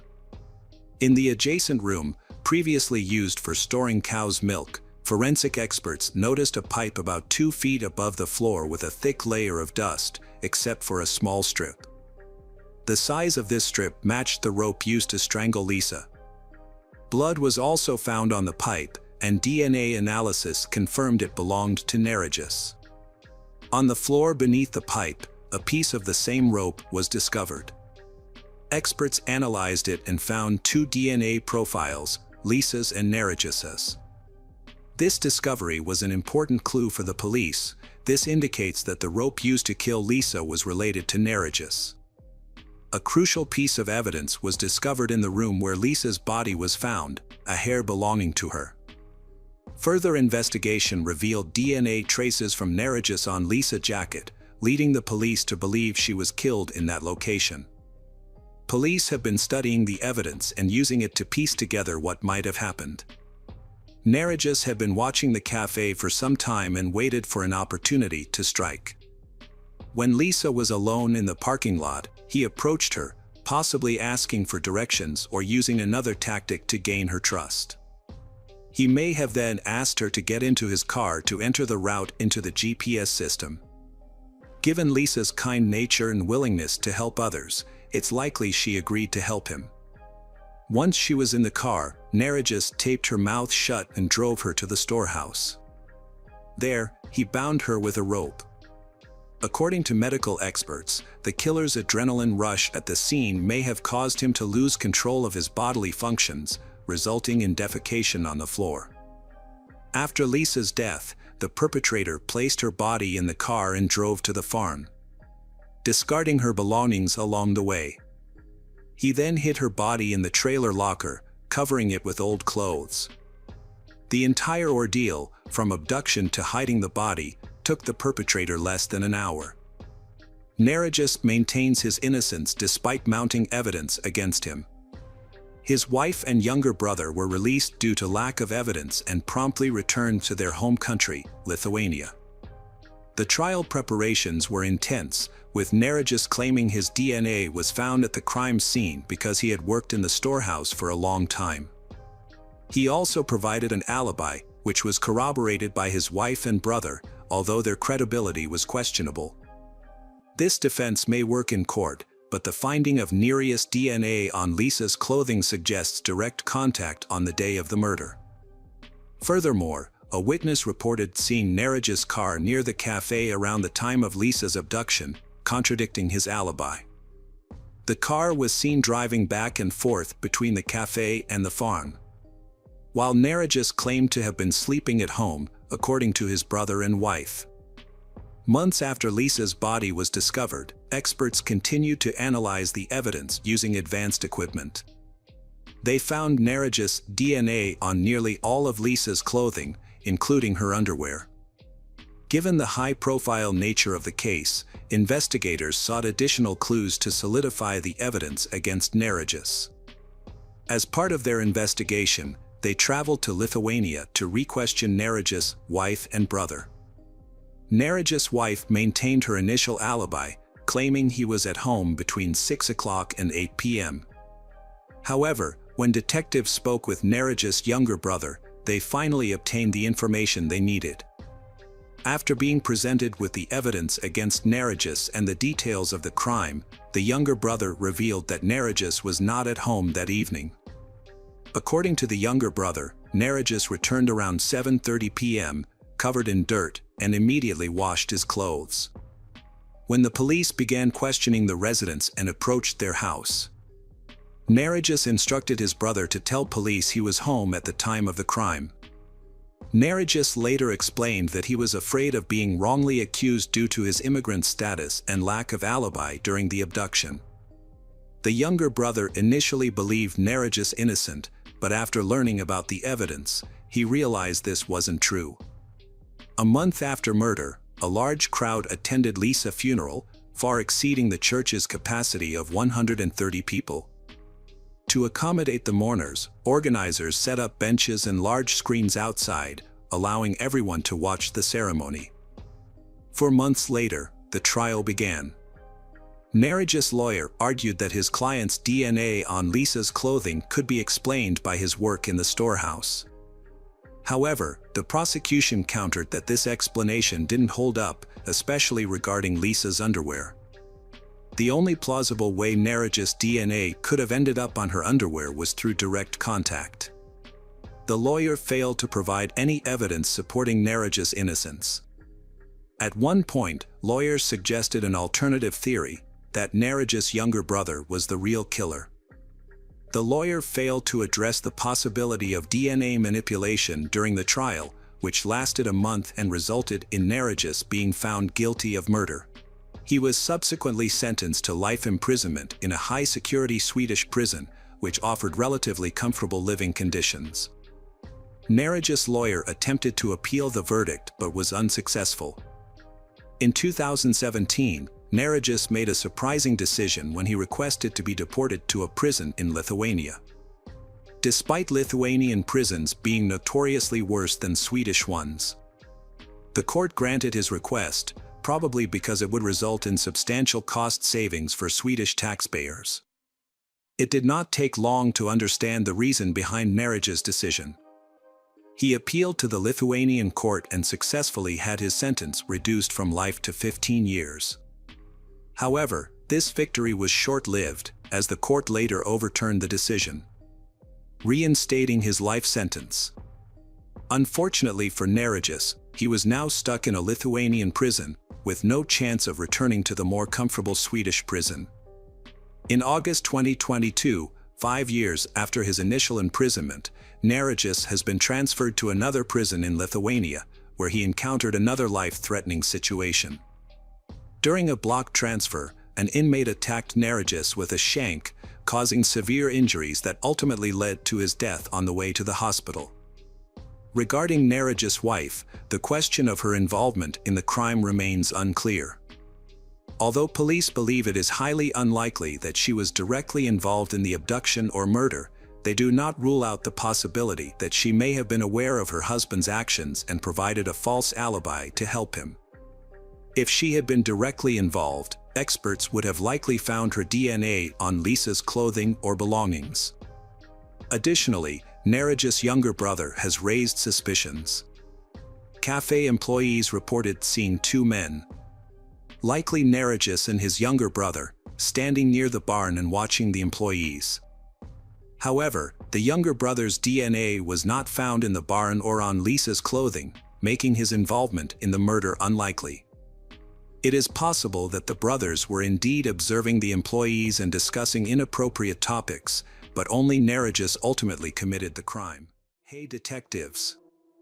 Welcome back. We've got another mysterious case to explore, the case of Angie Hausman.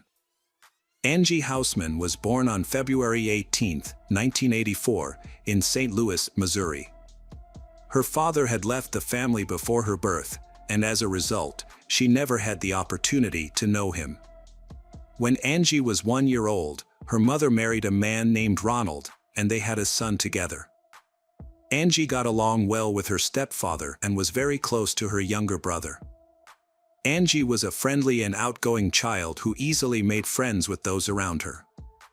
She lived with her family in a quiet suburban area of St. Louis. In 1993, at the age of 9, Angie attended the 4th grade at a local elementary school, which was just over a mile from her home. To get to school, she would take the bus from a nearby stop, and her parents felt relatively safe allowing her to travel alone due to the stop's proximity to their house. Angie usually walked to the bus stop with other neighborhood children, and after school, they would be watched over by several parents who would keep an eye on them from their windows as they made their way home. A tradition established in the neighborhood was that locals would watch over children and make sure they got home safely from the bus stop. On November 18th, Angie followed her usual routine and attended school, finishing at 3 p.m. She boarded the school bus with some neighborhood kids and got off at her stop. The other kids lived closer to the stop, so they walked ahead, leaving Angie to walk the remaining short distance home alone. However, Angie failed to arrive home, which was unusual. Her parents started to worry about half an hour later. They decided to walk along Angie's usual route from their house to the bus stop to see if they could find her. During their search, they spoke with other kids from Angie's school. They confirmed that she had gotten off the bus with them and was walking toward her home. Her parents also talked to neighbors who usually kept an eye on the kids but were busy that day and didn't see anything. Angie's parents and their friends combed the area but couldn't find her. As night began to fall, Angie's parents decided to call the police for assistance. Police officers quickly joined the search for Angie. The cold weather made it unlikely that she would have wandered off on her own, so they initially focused on the possibility of something more serious happening to her. A recent kidnapping in the neighborhood, involving an 11-year-old girl just 10 days earlier, further heightened their concerns. The man had approached the girl as she got off the school bus and tried to drag her into the bushes, but she managed to escape. Since the man was still at large, the police considered the possibility that he might be involved in Angie's disappearance. The police brought in dogs trained to track scents, and the dogs picked up Angie's scent near the bus stop. The dogs followed the scent for about half the distance to Angie's house, but then lost it.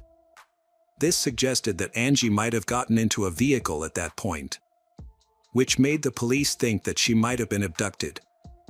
The police also used helicopters with special sensors to search the area and looked along the banks of a small stream near Angie's home, but they did not find Angie or any of her belongings.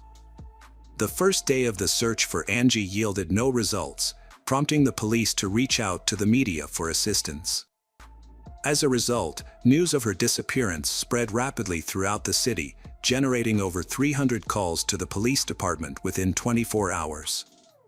More than 20 additional officers were brought in to help handle the large number of new leads in the case. Despite this effort, none of the leads led to Angie's discovery.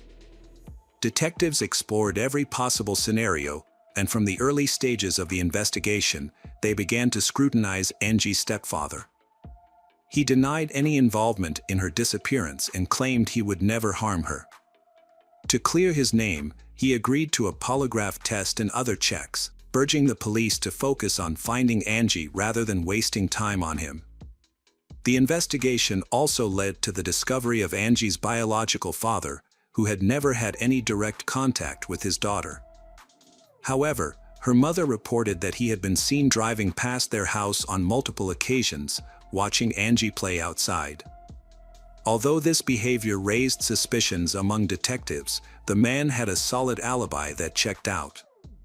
On the third day of Angie's disappearance, the FBI stepped in to assist the police department, which then allocated even more officers to the case. Everyone realized that something awful must have occurred to Angie, as it was unlikely she could have survived on her own in the freezing weather. A new lead emerged. Someone reported a suspicious man driving a blue sedan slowly through Angie's neighborhood. The description of this man matched the one given by a girl who had narrowly escaped an abduction attempt just 10 days before Angie vanished. The police created a composite sketch of the suspect and featured it in the news. Volunteers distributed thousands of flyers with the sketch. But the man's identity remained a mystery. As the case gained national attention, it was covered on television, attracting even more leads. The police carefully examined each new lead, but none of them led to Angie's discovery.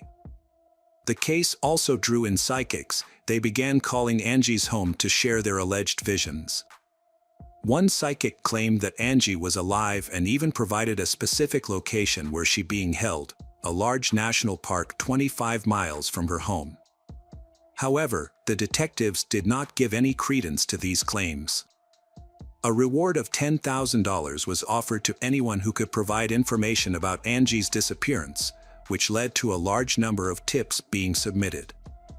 During the investigation, detectives discovered a concerning detail. Angie had told her teacher a few days before she vanished that she planned to go on a nature trip with her uncle. However, Angie's parents were unaware of any uncle, and it seemed Angie had fabricated this story. This led investigators to consider the possibility that Angie might have known her abductor beforehand and referred to them as her uncle.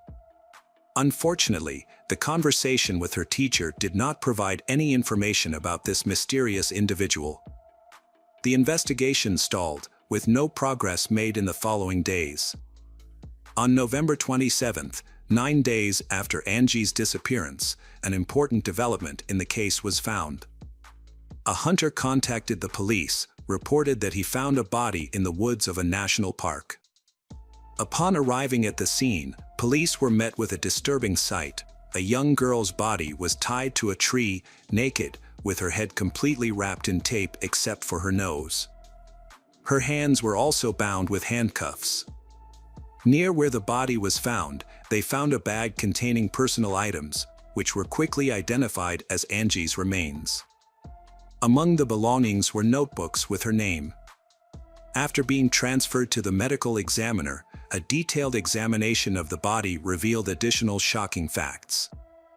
The removal of tape from her head uncovered a piece of underwear lodged in her mouth. The autopsy results indicated that Angie's death had occurred only a few hours before the body was discovered. This suggested she was held captive for 9 days, only to be left to freeze to death at the scene.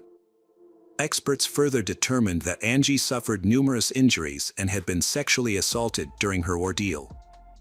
Forensic analysts carefully inspected every proof collected from the crime scene and identified a fingerprint on the tape used to wrap Angie's head. They cross-referenced this evidence against potential suspects in their database, but unfortunately, this led to no new leads. The discovery of the body accelerated the police investigation, prompting the allocation of additional resources to help solve the case. The community was shocked by the extreme brutality of the crime and was deeply concerned for their children's safety, with many escorting their kids to bus stops and keeping a close watch over them at all times. A few days after Angie's discovery, concerns escalated further. On December 1st, 10-year-old Cassidy went missing from a nearby town, just 10 miles from Angie's home. Cassidy asked her mother for permission to visit friends who lived just a few hundred yards away, but then she disappeared. Cassidy's disappearance sparked an extensive police investigation, and detectives began to suspect the possibility that Cassidy's case might be linked to a serial killer. Although they considered the possibility that the same person was behind both abductions, they lacked concrete evidence to support this theory. 10 days later, Cassidy's body was found in St. Louis, wrapped in bed sheets and covered with a pink curtain. The cause of death was severe head injuries. Despite efforts, detectives couldn't find any leads to the killer. Furthermore, they started questioning whether the same person was responsible for both Angie's and Cassidy's deaths.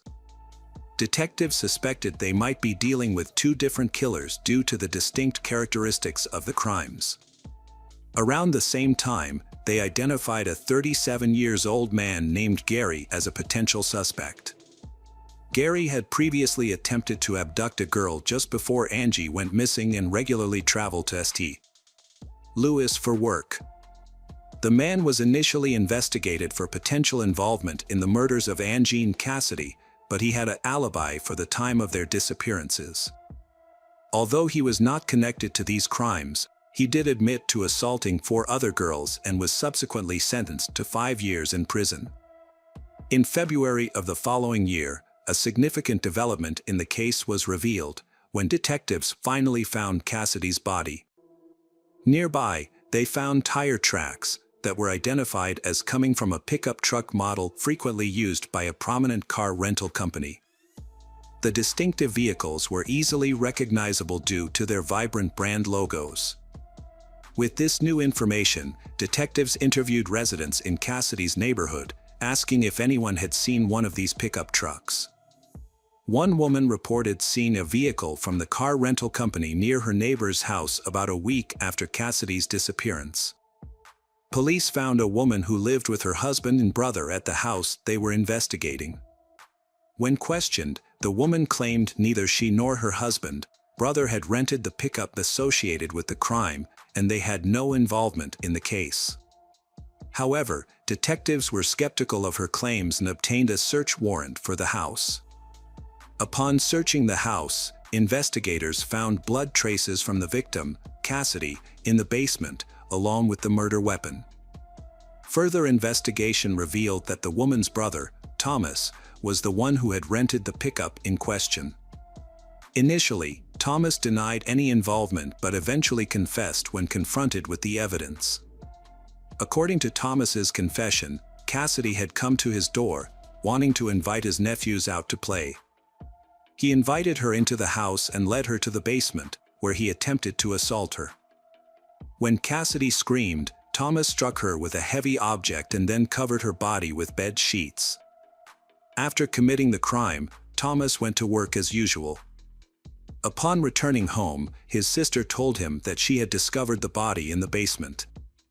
She made it clear that she didn't want to know the details of what happened and insisted that the body be disposed of immediately. Cassidy's body remained in the basement for a week due to ongoing searches, and Thomas was too afraid to move it. Once things had calmed down, he rented a pickup truck and took the body to St. Louis. He hid her body there. Thomas was eventually sentenced to death for his crimes but died in prison several years later due to illness.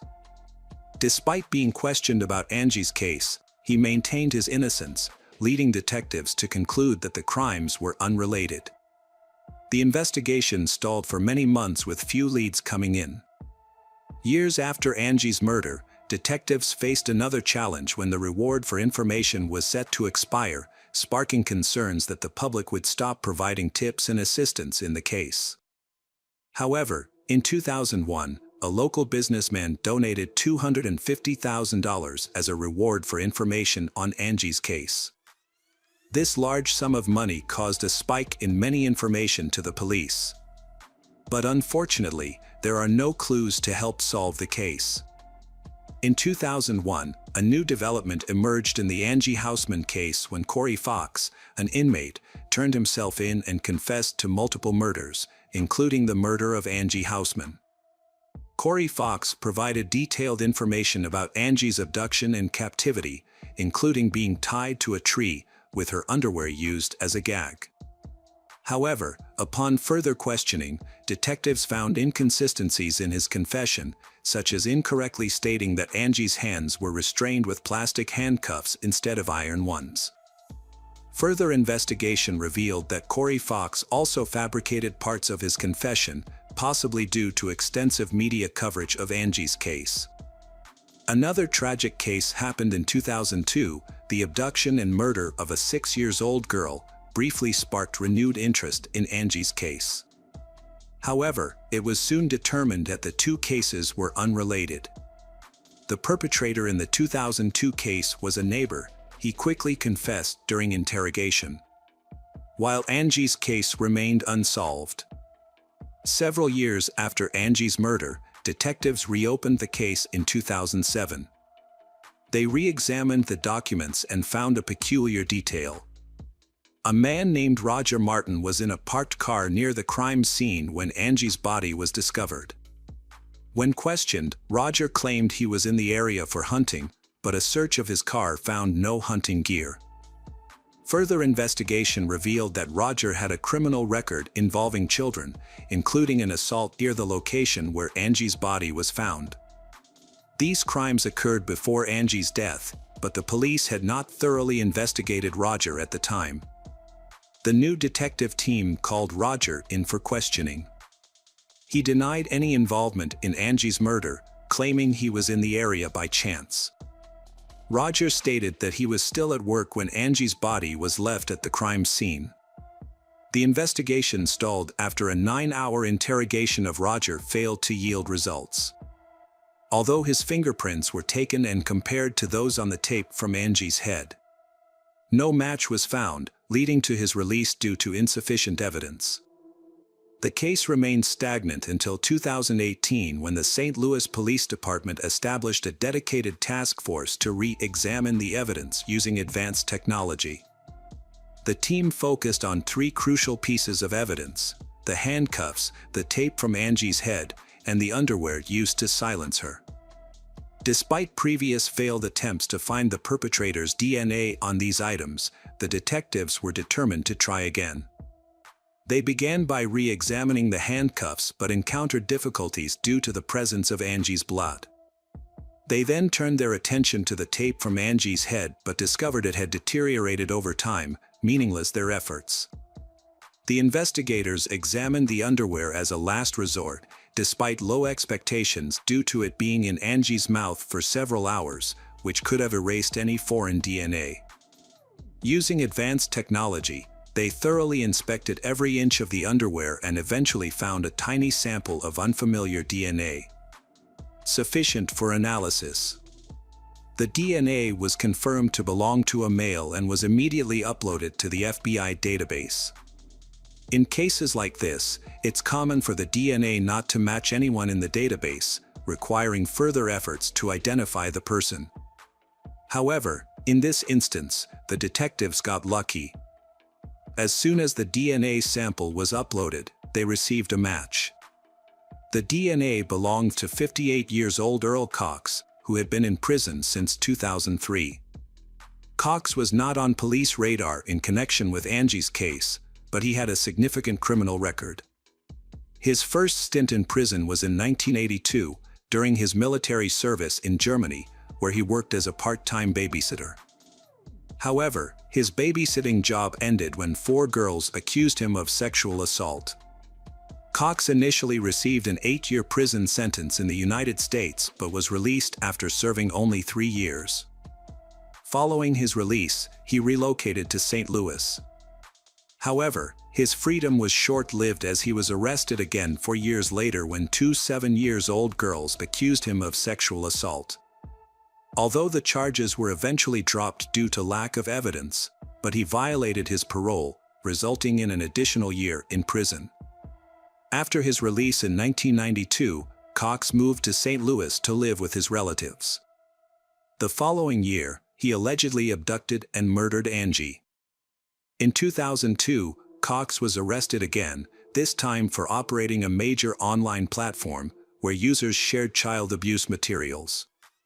The FBI had been investigating the platform and caught Cox in a sting operation when he attempted to meet an undercover agent posing as a 14-year-old girl. Cox had planned to make the girl his slave and had sent her money for a bus ticket. However, when he arrived at the meeting place, he was met by armed FBI agents and arrested. A search of his computer revealed over 45,000 images of child abuse, as well as evidence that he was the mastermind behind the online platform. This led to the arrest of 60 more individuals associated with the site, marking one of the largest operations against pedophiles in the country. In 2003, Cox was sentenced to 10 years in prison. However, when his term ended, a judge used a legal loophole to keep him detained, citing him as a serious threat to children.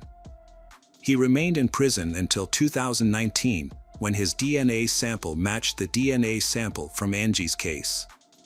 Detectives visited Cox in prison to discuss the match, but he denied any involvement and requested a lawyer. Given the strong DNA evidence against him, the police knew Cox's chances of winning in court were slim.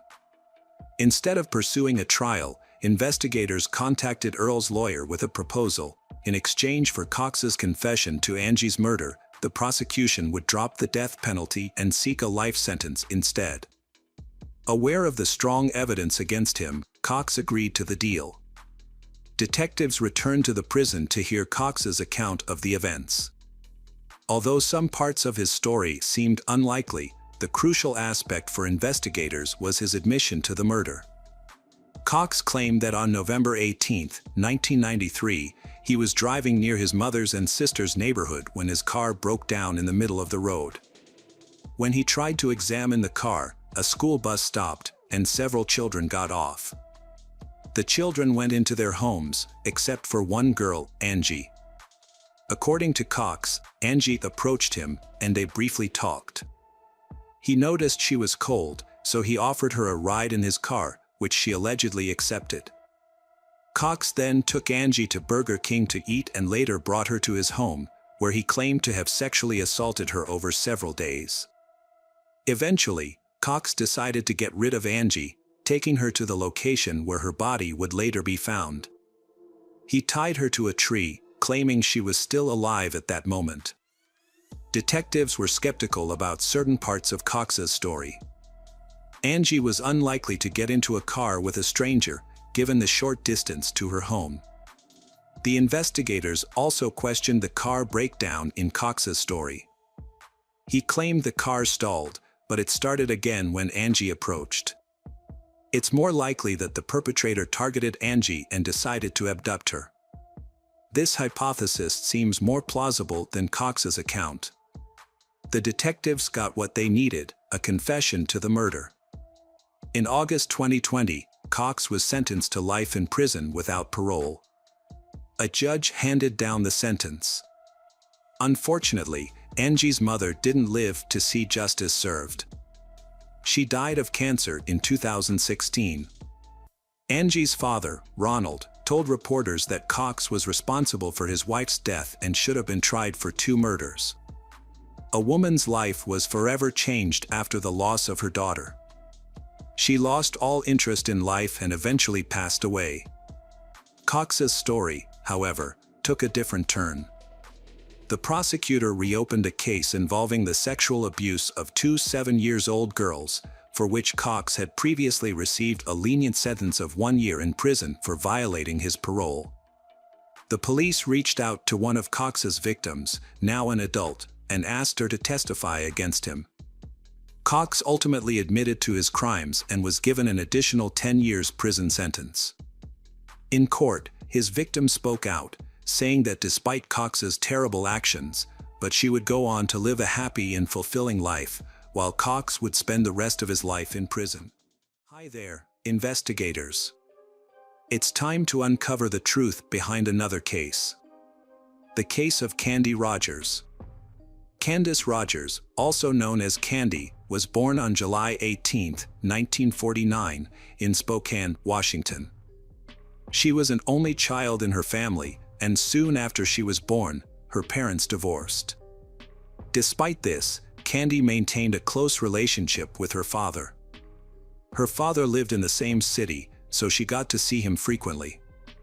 Candy was a bright and cheerful child who loved spending time outdoors with friends, exploring nature, and playing with her dog. She had a strong desire to join the Campfire Girls, a well-known organization that provided girls with opportunities to learn new skills, go on hikes, and form lasting friendships. In 1959, at the age of 9, Candy finally got the chance to join the Campfire Girls, and she was overjoyed. As a member of Campfire Girls, one of her responsibilities was to sell mints door-to-door in her neighborhood. The organization provided her with boxes of sweets to sell. On Friday, March 6th, Candy planned to sell mints after school. After returning home, having dinner, and playing with her dog, she packed 8 boxes of mints and set out around 4 p.m. Candy had a plan to go door-to-door in her neighborhood, offering sweets to her neighbors. To avoid duplicating efforts, she and the other girls in the area had assigned specific streets to visit. However, when Candy failed to return home by 6 p.m. as expected, her mom started to worry. As night began to fall, her mom and grandfather set out to search for her, scouring the neighborhood streets but finding no sign of Candy. Soon, some family friends and neighbors joined the search, but despite their combined efforts, no one could find any trace of Candy. At this point, her mom decided to call the police for assistance. By the time the police arrived, the streets were dark, and something might have happened to Candy. The police began their investigation by questioning the neighbors and soon discovered that Candy had only sold 1 box of mints, suggesting that something might have occurred shortly after she left her house. A resident reported suggesting that something might have occurred shortly after she left her house. A resident reported seeing a girl matching Candy's description on a nearby street around 6:30 p.m. This was unusual, as Candy's mother had already begun searching for her by that time. Candy's grandfather had a strange experience as well, which occurred when he searched for her on the very same street. He narrowly avoided being hit by a speeding green 1953 Ford, which struck the curb. Unfortunately, he couldn't see the license plate number. The police issued a detailed description of the vehicle and initiated a search, but so far they have not been able to locate it. Later, around 9 p.m., several mint boxes were found scattered along the road near a bridge. These boxes belonged to Candy, increasing concerns for her safety. The police focused their search in this area, thoroughly searching both riverbanks and a small wooded area on either side. Despite an all-night search, Candy was not found. By morning, news of her disappearance had spread through local newspapers. And soon the case was being covered by statewide media. In 1959, child disappearances near their homes were unusual because it happened extremely rarely. The townspeople were extremely worried about this. To resolve this alarming situation, police have stepped up search work. They added mounted police, all-terrain vehicles and helicopters and military personnel to thoroughly search the area. In addition, over 1,000 volunteers joined in the massive search from both local areas and nearby cities. It became one of the most extensive search operations at the time. Despite these efforts, they still could not locate Candy.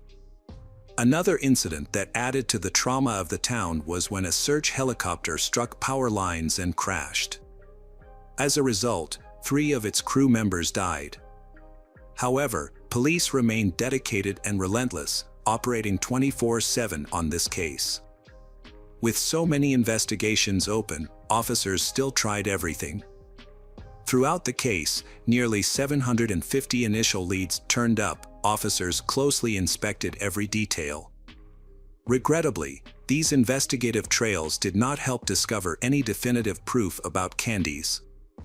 2 weeks after Candice's disappearance, 2 military personnel from a local base went on a hunting trip in the woods west of Spokane. They stumbled upon children's shoes on the ground, which immediately reminded them of Candice's case. Since many military members had been involved in the search, they were familiar with the details of her disappearance. The military personnel reported their discovery to the police, who then showed the shoes to Candice's grandfather for identification. He confirmed that the shoes belonged to his granddaughter. The police quickly launched a search operation in the woods. Within minutes, an officer spotted a foot protruding from the bushes and discovered Candice's body. She was found lying in the underbrush, covered with pine branches. A medical examination revealed the cause of death was strangulation, also found marks on Candice's hands and feet, indicating that she had been bound. Although no ropes were found near the body. Furthermore, the medical experts concluded that Candice had been sexually abused. During the investigation, the police found a green car seat cover near the crime scene. Additionally, a small purple stain was discovered on Candice's clothing, which smelled like grape-flavored chewing gum. However, the police were unable to establish any connection between the stain and the crime. The police searched for any possible clues to find the killer. They examined incoming tips and investigated hundreds of individuals, including neighbors, suspicious characters, and previously convicted criminals. Their attention eventually turned to a 50-year-old man named Alfred Braves. Alfred became a suspect due to unusual circumstances. He took his own life on the same day Candice's body was discovered, in his car, near where the mint boxes were found. He also lived close to Candice's home. When police found Alfred's body, they discovered a rope and woman's hair pins in his car. After searching Alfred's house, police found numerous newspapers about sexual crimes against women and girls. They also learned that several women had accused him of harassment, and his wife suspected him of Candice's murder. However, investigators were unable to find any evidence directly linking Alfred to Candice's murder. Despite their reluctance, detectives had to eliminate him from the suspect list, as they did not have enough evidence to prove his guilt. As a result, they began investigating other suspects. Several months after the murder, the police had compiled an extensive list of suspects, but despite their diligent efforts, the investigation has made no new progress. Later, the investigators turned their attention to a new suspect, a serial killer named Hugh Morse. Hugh was arrested in 1961 for a string of crimes, and 2 factors made him a person of interest in Candice's case. Firstly, he was known for constantly chewing grape-flavored gum, which was similar to a substance found on Candice's clothing. Additionally, Hugh had killed 2 women in Spokane just a few months after Candice's death. Hugh's history of violence was also a concern. His first arrest was for assaulting a woman, but he received no serious consequences, merely being discharged from the army, where he was serving at the time. Hugh committed a string of robberies in Los Angeles, but only served 6 months in jail. After his release, he lured 2 8-year-old girls to a secluded area with the promise of ice cream and then sexually assaulted them. Despite being arrested again, he managed to avoid prison time. A medical commission evaluated him and deemed him a sexual psychopath, leading to his placement in a mental health facility. 2 years later, doctors believed he was cured and released him from the facility. Hugh then moved to Spokane, where he began spying on women through their windows. In November 1959, Hugh broke into the home of a 28-year-old woman, assaulted her, and ultimately killed her. 10 months later, he entered the residence of a 69-year-old woman and repeated the same violent actions. A month after that, he attacked another woman, stabbing her multiple times, but she survived the assault. Hugh continued to travel from city to city, committing numerous crimes, including attacking women and girls with a knife, sexually assaulting them, and killing 2 more victims. His crimes eventually caught the attention of the FBI, and he was added to the list of the country's 10 most wanted criminals. He was eventually captured and sentenced to multiple life terms in prison. While serving his sentence, Hugh attempted to take his own life, but was saved by the prison guards and continued to serve out his sentence. Detectives investigating Candy's case visited him in prison multiple times, but he consistently denied any involvement in the crime. A polygraph test was also administered, which suggested he was telling the truth. However, lie detector test results are not considered reliable because their accuracy is only relative. Despite the lack of evidence, but investigators initially considered Hugh a primary suspect. Due to his background and the fact that he lived in Spokane at the time of the murder.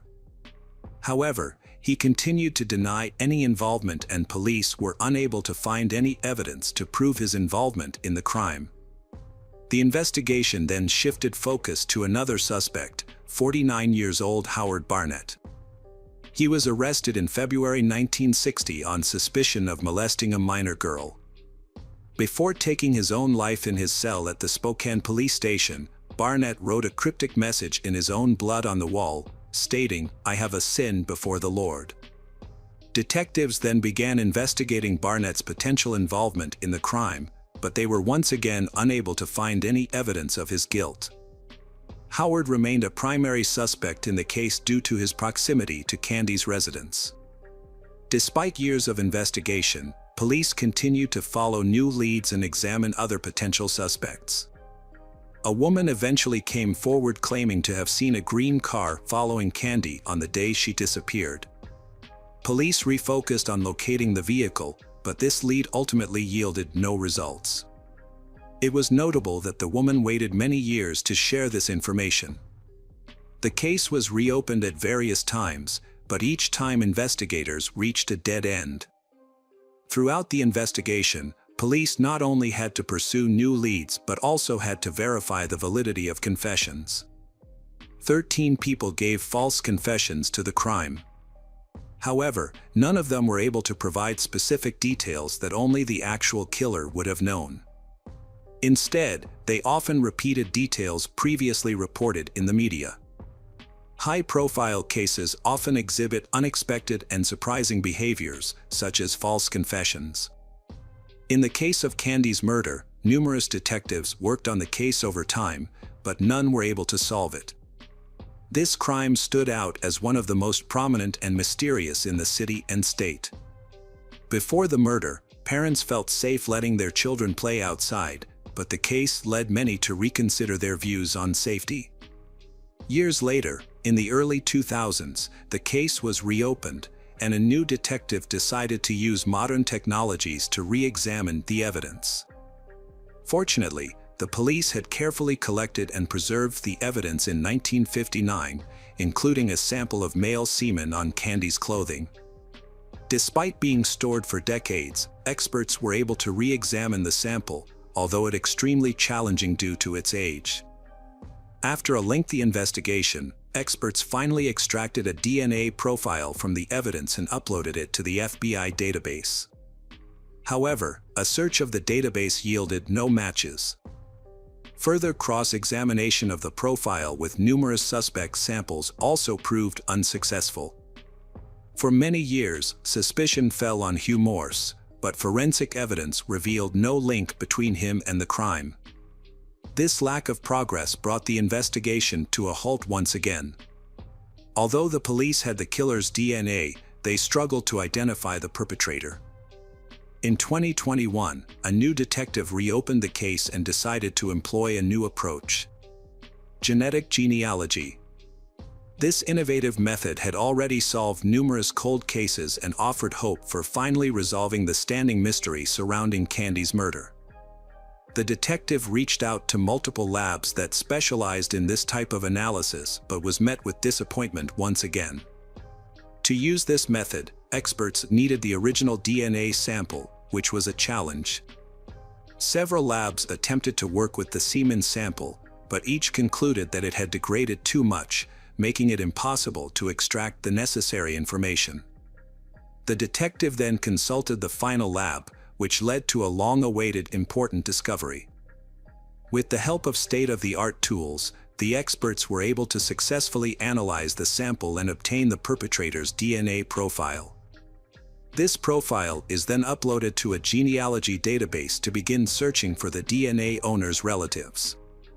After a thorough investigation involving thousands of individuals, researchers pinpointed one family as the likely source of the DNA sample. They discovered that the DNA probably belonged to one of 3 brothers, all of whom had passed away. However, the team found that one brother had a daughter, and the police reached out to her for assistance. The daughter was shocked by the possibility that her father might be the killer, but she immediately agreed to help. She provided a DNA sample, proving that she was closely related to the person whose semen was found on Candy's clothing. With this new information, detectives obtained a court order to exhume her father's remains. A DNA profile extracted from the remains revealed a complete match with the DNA found on Candy's clothing, identifying the killer as John Hoff, 62 years after the crime. Hoff had never been a suspect despite hundreds of others being investigated over the years. Detectives investigating Hoff's biography uncovered his involvement in multiple crimes. At the time of Candy's murder, Hoff was 20 years old and lived close to her house, less than a mile away. He was also a soldier in the army, stationed at a nearby base, where Candy's body was found. 2 years after the murder, Hoff attacked another woman, binding and sexually assaulting her before attempting to kill her. However, the woman survived the attack. Following his arrest, Hoff received a 6-month prison sentence and was dishonorably discharged from the army.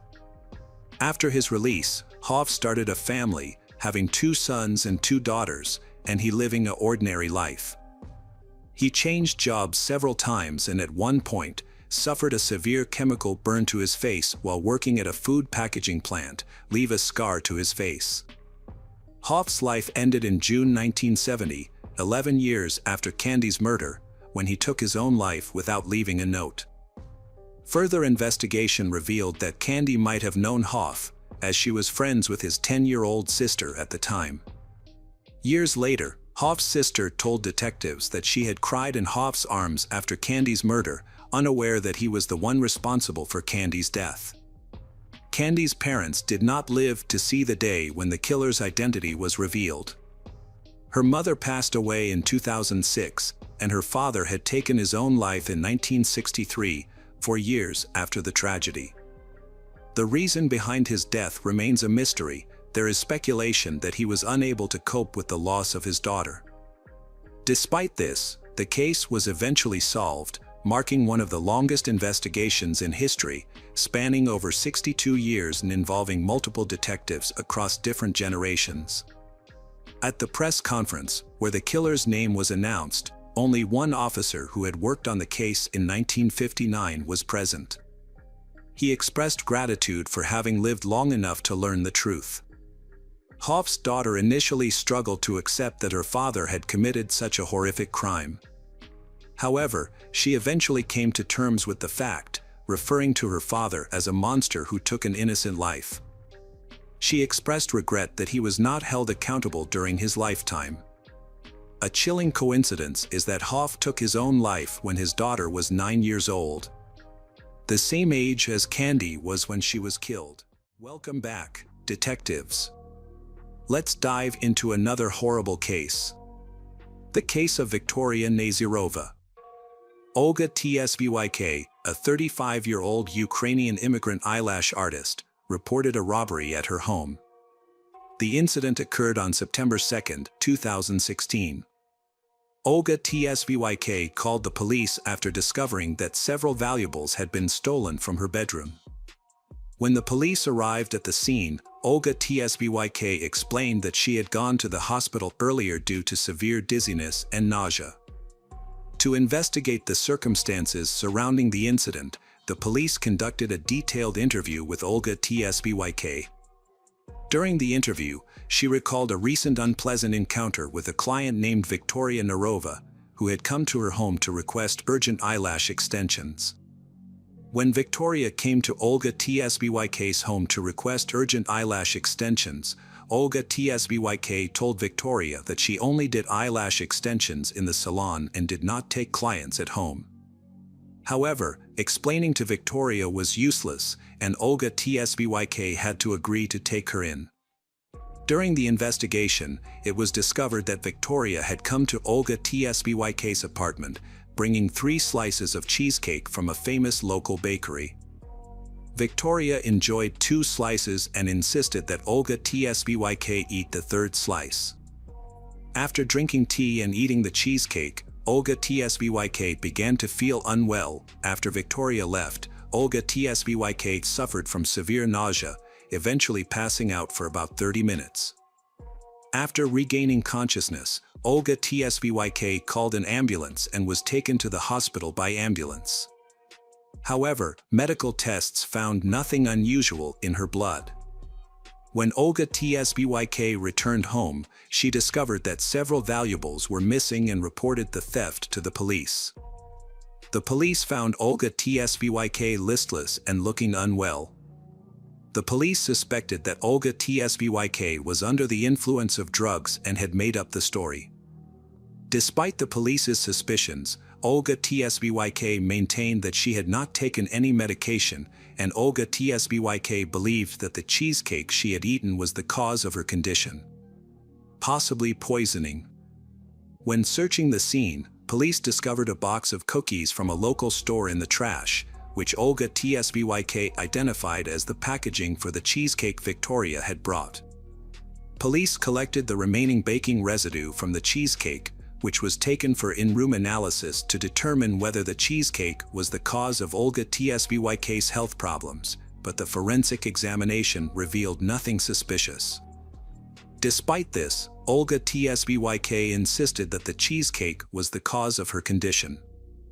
Olga Tsbyk mentioned that she had been to the hospital and that doctors had examined her body when she was admitted, and the police had contacted the medical facility to ask about Olga Tsbyk's condition and the test results. However, the doctors refused to provide information, citing patient confidentiality. The police considered this a reason not to believe Olga Tsbyk. The customer that Olga Tsbyk had told them about could not be found, so the case was adjourned. These details were told by a neighbor who the very next day noticed a suspicious woman at Olga's apartment.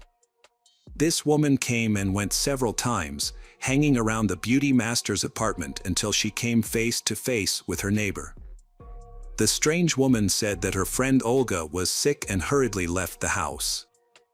The neighbor saw that the door to Olga's apartment was open and looked in to check on her. It was unbearably stuffy in the victim's apartment. The heating was on full blast despite the 30-degree summer heat. Olga was alive, but she was unconscious. She was lying on her bed, but she was wearing an unusual combination of clothes revealing underwear and warm sports pants. When the detectives heard about this, they had the feeling that someone was deliberately trying to change the victim's clothes. Scattered around Olga were pills containing a powerful drug. It looked as if Olga had taken the pills with the intention of taking her own life. A neighbor immediately notified 911, describing the strange woman as dark-haired, attractive-looking, and very similar to Olga. After learning new details, investigators became convinced that the doppelganger woman was not a figment of Olga's imagination. Then the detectives took up the case more actively. Everything they saw in the apartment seemed to be a description of a crime scene they wanted to frame as a voluntary demise. Detectives believed that the persistent cheesecake customer named Victoria Narova was involved. The police began searching for Victoria, but they had no leads, no information about who she was, or her photograph. Later, however, the department was approached by a private detective, a former police officer who had long been following the con artist's violent activities. He had already tracked Victoria online, where she advertised escort services on a dating site and through social media. The private investigator believed that the woman used online promotion to find victims for her crimes, and the scheme worked perfectly. Victoria would arrive at the home of the next client, then she would drug the person with psychoactive substances so that they would lose consciousness. After that, she would take everything of value and then go into hiding. This activity could have been concealed indefinitely if not for this tragic circumstance. Meanwhile, Alsvik finally recovered from the unpleasant events. Then, having discharged from the hospital, she shared on her page in social networks the story of poisoning. After that, one of her clients unexpectedly told that she knew a man named Ruben Barakov who was in a similar story. Ruben was the owner of a dry cleaner, and the man met Victoria Nazirova on a Russian dating site about a couple of months before Olga's cheesecake poisoning. The new acquaintance invited Ruben to her home and boasted that she was a very good cook. He agreed and came to her place, but as soon as he tasted the dishes, the man lost consciousness. The friend emptied his pockets, took expensive watches, money, and cards.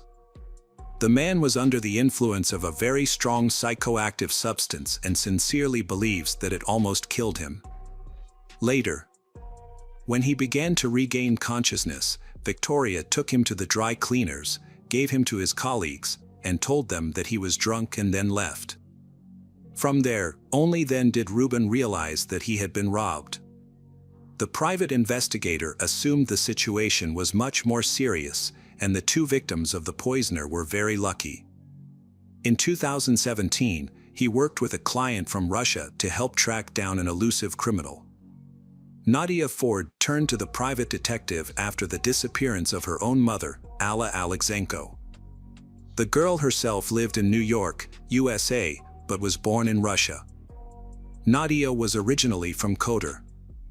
Her mother, Alla Enko, single-handedly brought up her daughter and son, and she had a hard time. She worked 5 jobs to provide for her children.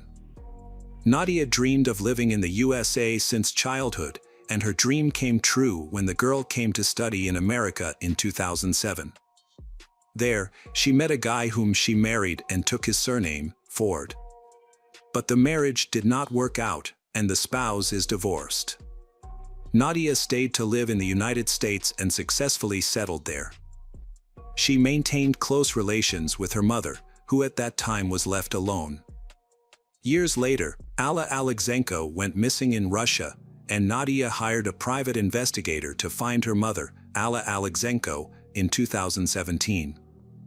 In an effort to find her, Nadia hired a private investigator, who discovered that Victoria had rented a car on the day her mother went missing.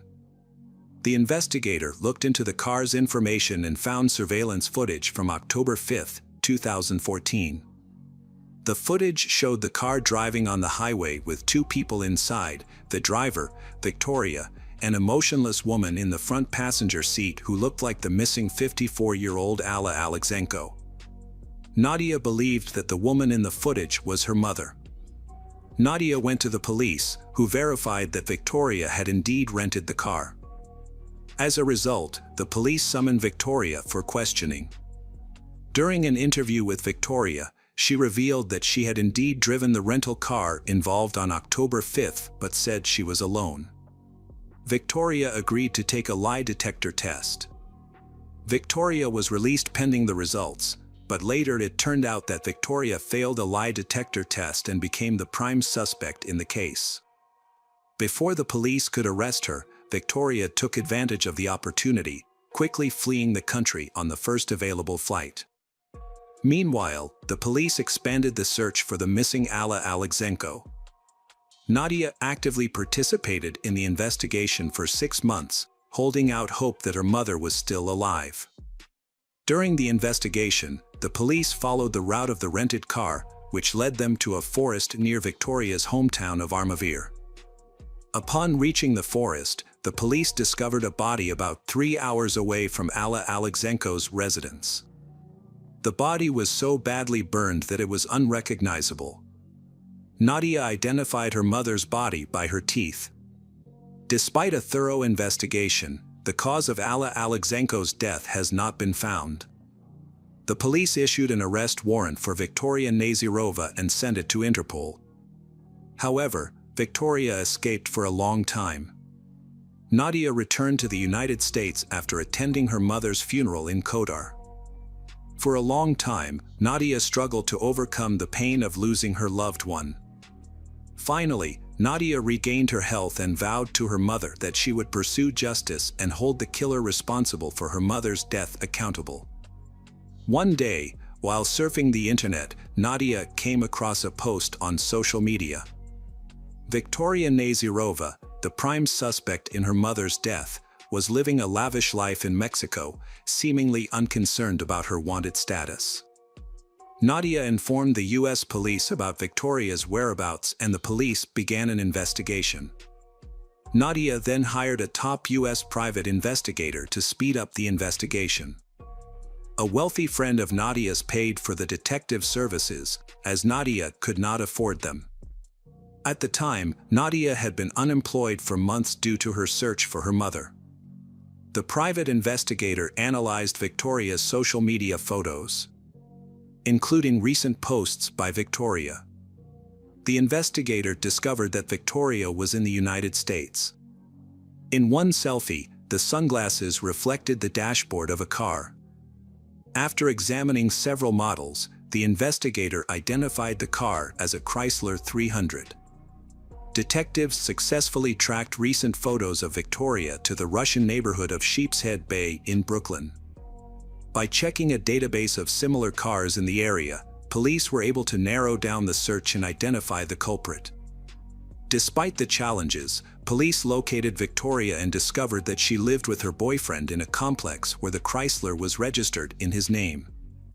Unaware that Interpol was searching for her worldwide, Victoria posted the photos online without hesitation. Detectives identified Victoria's boyfriend and contacted him. It turned out that the boyfriend had been poisoned by Victoria and was seeking help. Furthermore, Victoria had poisoned her boyfriend's beagle, causing the dog to die. On March 20, 2017, 41-year-old Victoria Nazirova was finally found and arrested. Nadia, the private investigator, and the police were able to breathe a sigh of relief. Leaving Victoria at large posed a significant threat as she had the potential to harm many more people. When searching Victoria's apartment, the police discovered Olga Tsbyk's identity card. Victoria's main motive for targeting Olga Tsbyk was not only her desire for money and valuables, but Victoria also wanted a passport. Victoria's temporary visa was about to expire and she needed a new ID card to stay in the country and avoid being tried in Russia. The face on Olga Tsbyk's passport bore a strong resemblance to Victoria's. The police suspected that Victoria intended to kill Olga Tsbyk and take her identity. Fortunately, Olga Tsbyk's neighbor intervened, saving her life. When they further examined the poisoned cheesecake in the laboratory, they discovered a banned sedative, which Victoria had added to the cake. The investigation revealed that Victoria had used this sedative to carry out her plot. Victoria would increase the dosage to make the victim unconscious. Olga Tsbyk was lucky to survive the incident. The unusually high temperature in her apartment was not accidental. Victoria deliberately increased the temperature to increase the effect of the sedative, which could have been fatal. Victoria clearly knew the situation in advance. To avoid suspicion, Victoria tried to cover her tracks by increasing the temperature in the house and dressing Olga Tsbyk in warm clothes. After her arrest, Victoria denied all charges, including her involvement in the disappearance and murder of Nadia's mother, as well as the intentional murder of Olga Tsbyk and the other victims. Police said Victoria was a suspect in the theft of 2 fur coats in May 2016, but the case was never solved. After several other incidents, it emerged that Victoria had been involved in the thefts, meeting men online, going to their homes, giving them drugs and stealing from them. Most of the men did not go to the police for fear of publicity. And Victoria escaped conviction. The trial was postponed for about 6 years due to the pandemic and the lengthy preparation of the case file. The case finally went to trial in January 2023, attracting media and public attention. Throughout the trial, Victoria remained silent. The court was forbidden from going into details about Alla Alexenko's death because the crime was committed in another country. Victoria's defense attorney said that there was no direct evidence or testimony linking Victoria to the crime, specifically the poisoning of the cheesecake and forcing Olga Tsbyk to eat it. According to Olga Tsbyk's testimony, Victoria brought 3 pieces of cheesecake to Olga Tsbyk's apartment, ate 2 in front of Olga Tsbyk, and then Olga Tsbyk ate the 3rd piece without hesitation. The prosecution argued that it was not an accident and that Victoria had deliberately added the drug to only 1 slice of the cake, knowing which one it was, and tricked Olga Tsbyk by eating the other 2 slices. After a thorough review of the case, the jury found Victoria Nazirova guilty of second-degree intentional homicide. Although the maximum sentence for this crime was 25 years in prison, the judge reduced the sentence to 21 years. However, by law, Victoria would be eligible for parole after 15 years in prison. Victoria Nazirova had been a sophisticated and stylish woman, but her life changed completely when she was sentenced to prison. The harsh realities of prison life took their toll on Victoria, with inadequate and poor nutrition. A fight in prison left Victoria severely injured, almost losing her sight. Victoria took the prison to court, filing a lawsuit against the prison for negligence on the part of the guards who failed to assist during the violent incident. The case was eventually settled out of court, with Victoria receiving $325,000 in damages. In an interview from prison, Victoria maintained her innocence, denying the charges related to the crimes she committed. Victoria will serve the remainder of her sentence in a U.S. prison before being deported to Russia, where she will stand trial for her alleged involvement in the murder of Alla Alexenko. Alla Alexenko's daughter Nadia has expressed relief that Victoria is facing justice for her actions and will no longer be able to escape punishment. Welcome back, detectives. Let's dive into another horrible case. The case of Deborah Jeter. Deborah Jeter was born in 1976 in Georgia, USA. She was raised in a loving family and since childhood had a passion for helping people. When it came time to choose a career, Deborah decided to become a nurse without hesitation. She enrolled in a local college and pursued her nursing education. Alongside her studies, Deborah also focuses on building relationships.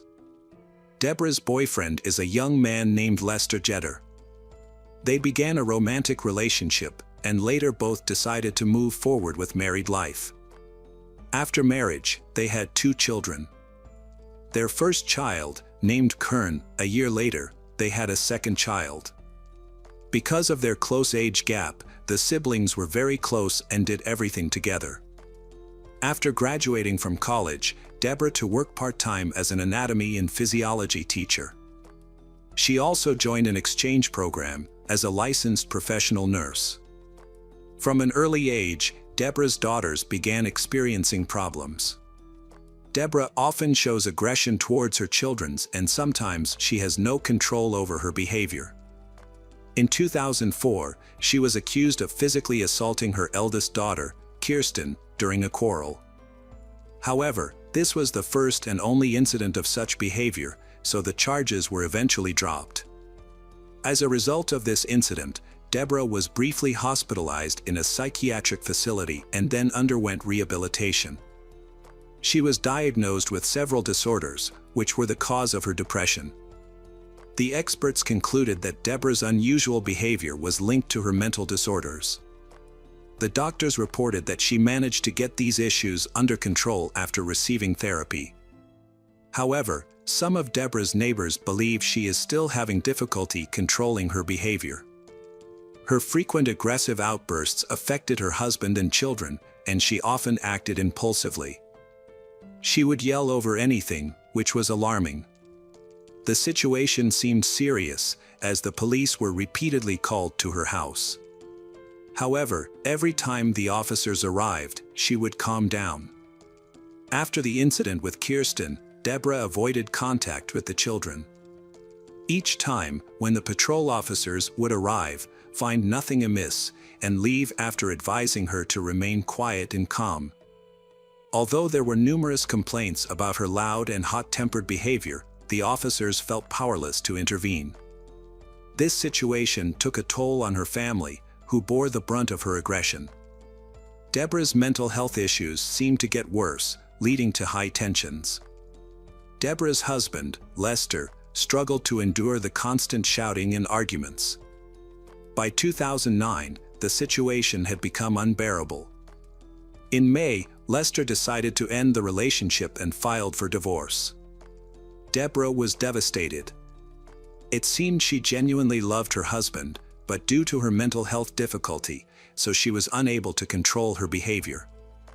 Lester's decision to divorce was a significant shock for Deborah. She repeatedly tried to convince her husband to heal their relationship and discuss their issues. However, Lester was so frustrated with Deborah's behavior that he rejected any talks. Lester openly told his wife that their family had no future and he would never come back. He also mentioned that he intended not only to end the marriage but also to seek custody of the children. Lester was genuinely concerned that his wife might lose control when he wasn't around their daughters, fearing she might harm them. His worries were justified as Deborah's behavior became increasingly erratic. Lester worries about the safety and well-being of his two daughters, Kelsey and Kirsten, but he cannot predict the tragic fate that will befall them. That same month, after Lester declared his intention to divorce, Deborah attempted to end her life. She ingested a lethal dose of antidepressants, but was saved by the doctor's quick response. The most distressing aspect of this incident was that Deborah did this in front of her daughters, making her husband even more worried about her mental health. He feared that the stress of the divorce could worsen Deborah's illnesses. Unfortunately, resolving the legal issues of divorce is time-consuming, making the divorce process complicated and difficult. Nevertheless, Lester was determined to proceed with the divorce to protect the children from their unstable mother. Deborah's mental health issues clearly worsened after her divorce proceedings started. She and her children moved in with her mother. Naturally, Deborah suffered the most, but her frequent outbursts of anger and constant aggression also affected the children. Lester wanted to resolve all the issues quickly to minimize the trauma for the girls. Unfortunately, time was not on his side.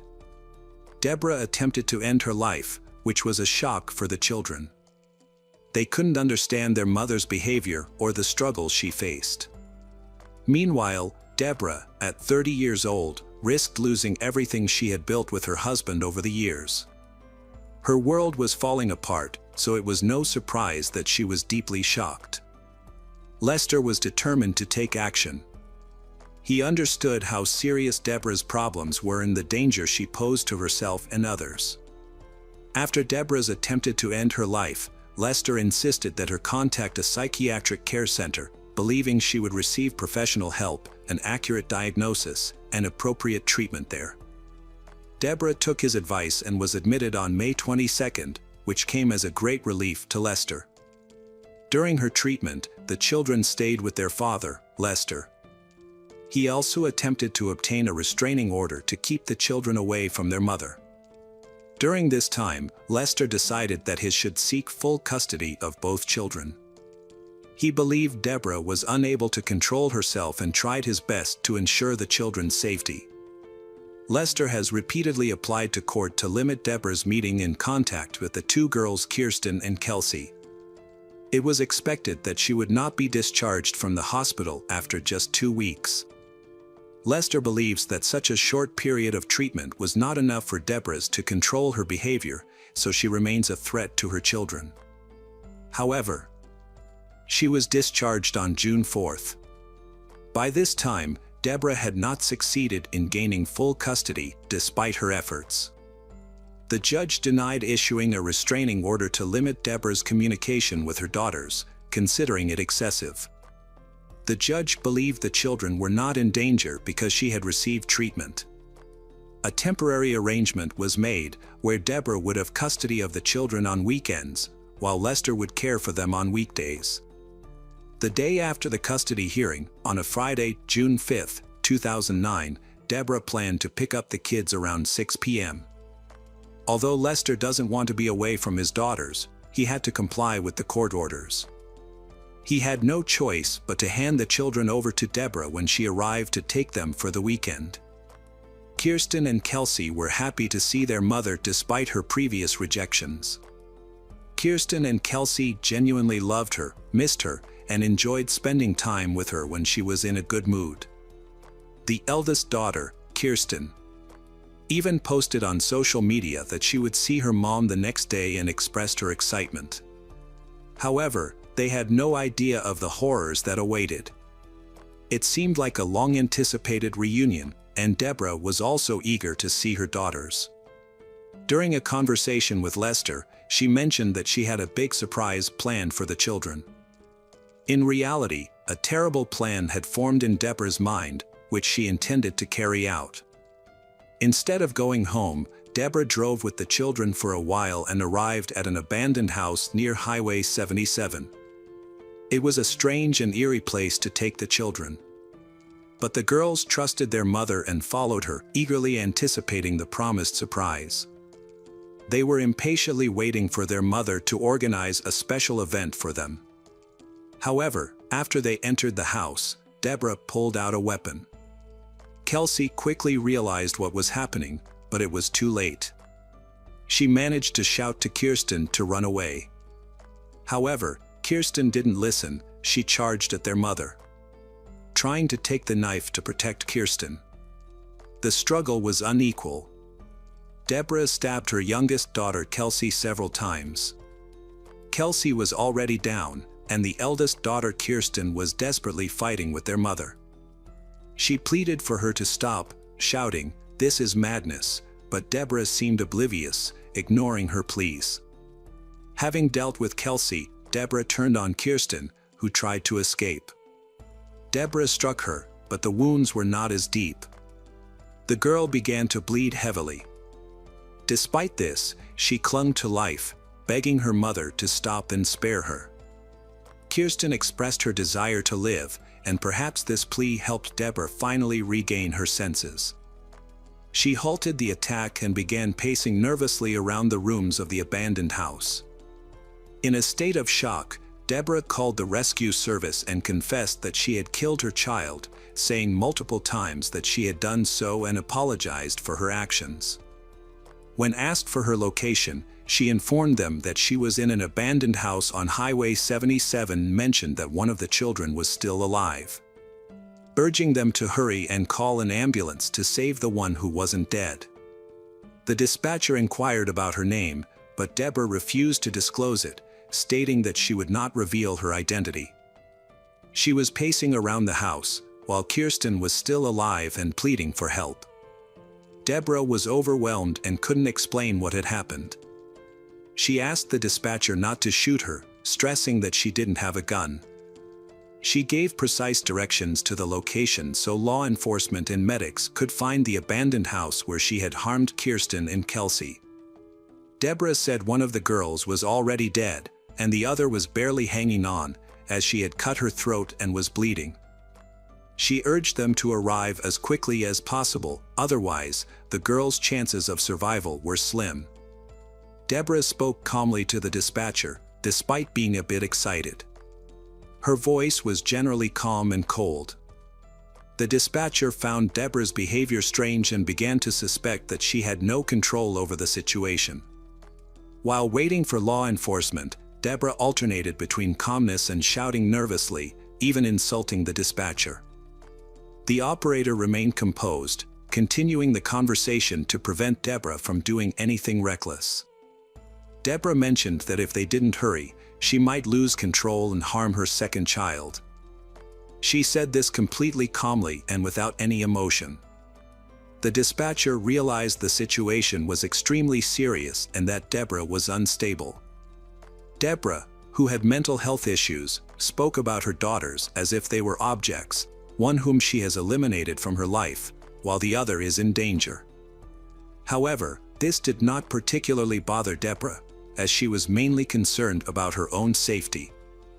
Deborah repeatedly asked the dispatcher to ensure that the police wouldn't shoot her when they arrived. Although she understood the seriousness of the crime, her focus was on her own well-being, even though one of her daughters is dead, and the other daughter is barely alive. This thing was inconsistent with recent when she tried to end her life, which occurred shortly before the tragedy. However, Deborah clearly did not want to suffer. But is she ready to take responsibility for her actions? The police arrived at the scene and found Deborah on the street, still talking on the phone. She raised her hands to show she had dropped the knife and was unarmed. She repeatedly told the officers not to shoot her, insisting she had no weapons, was not dangerous, and would not attack.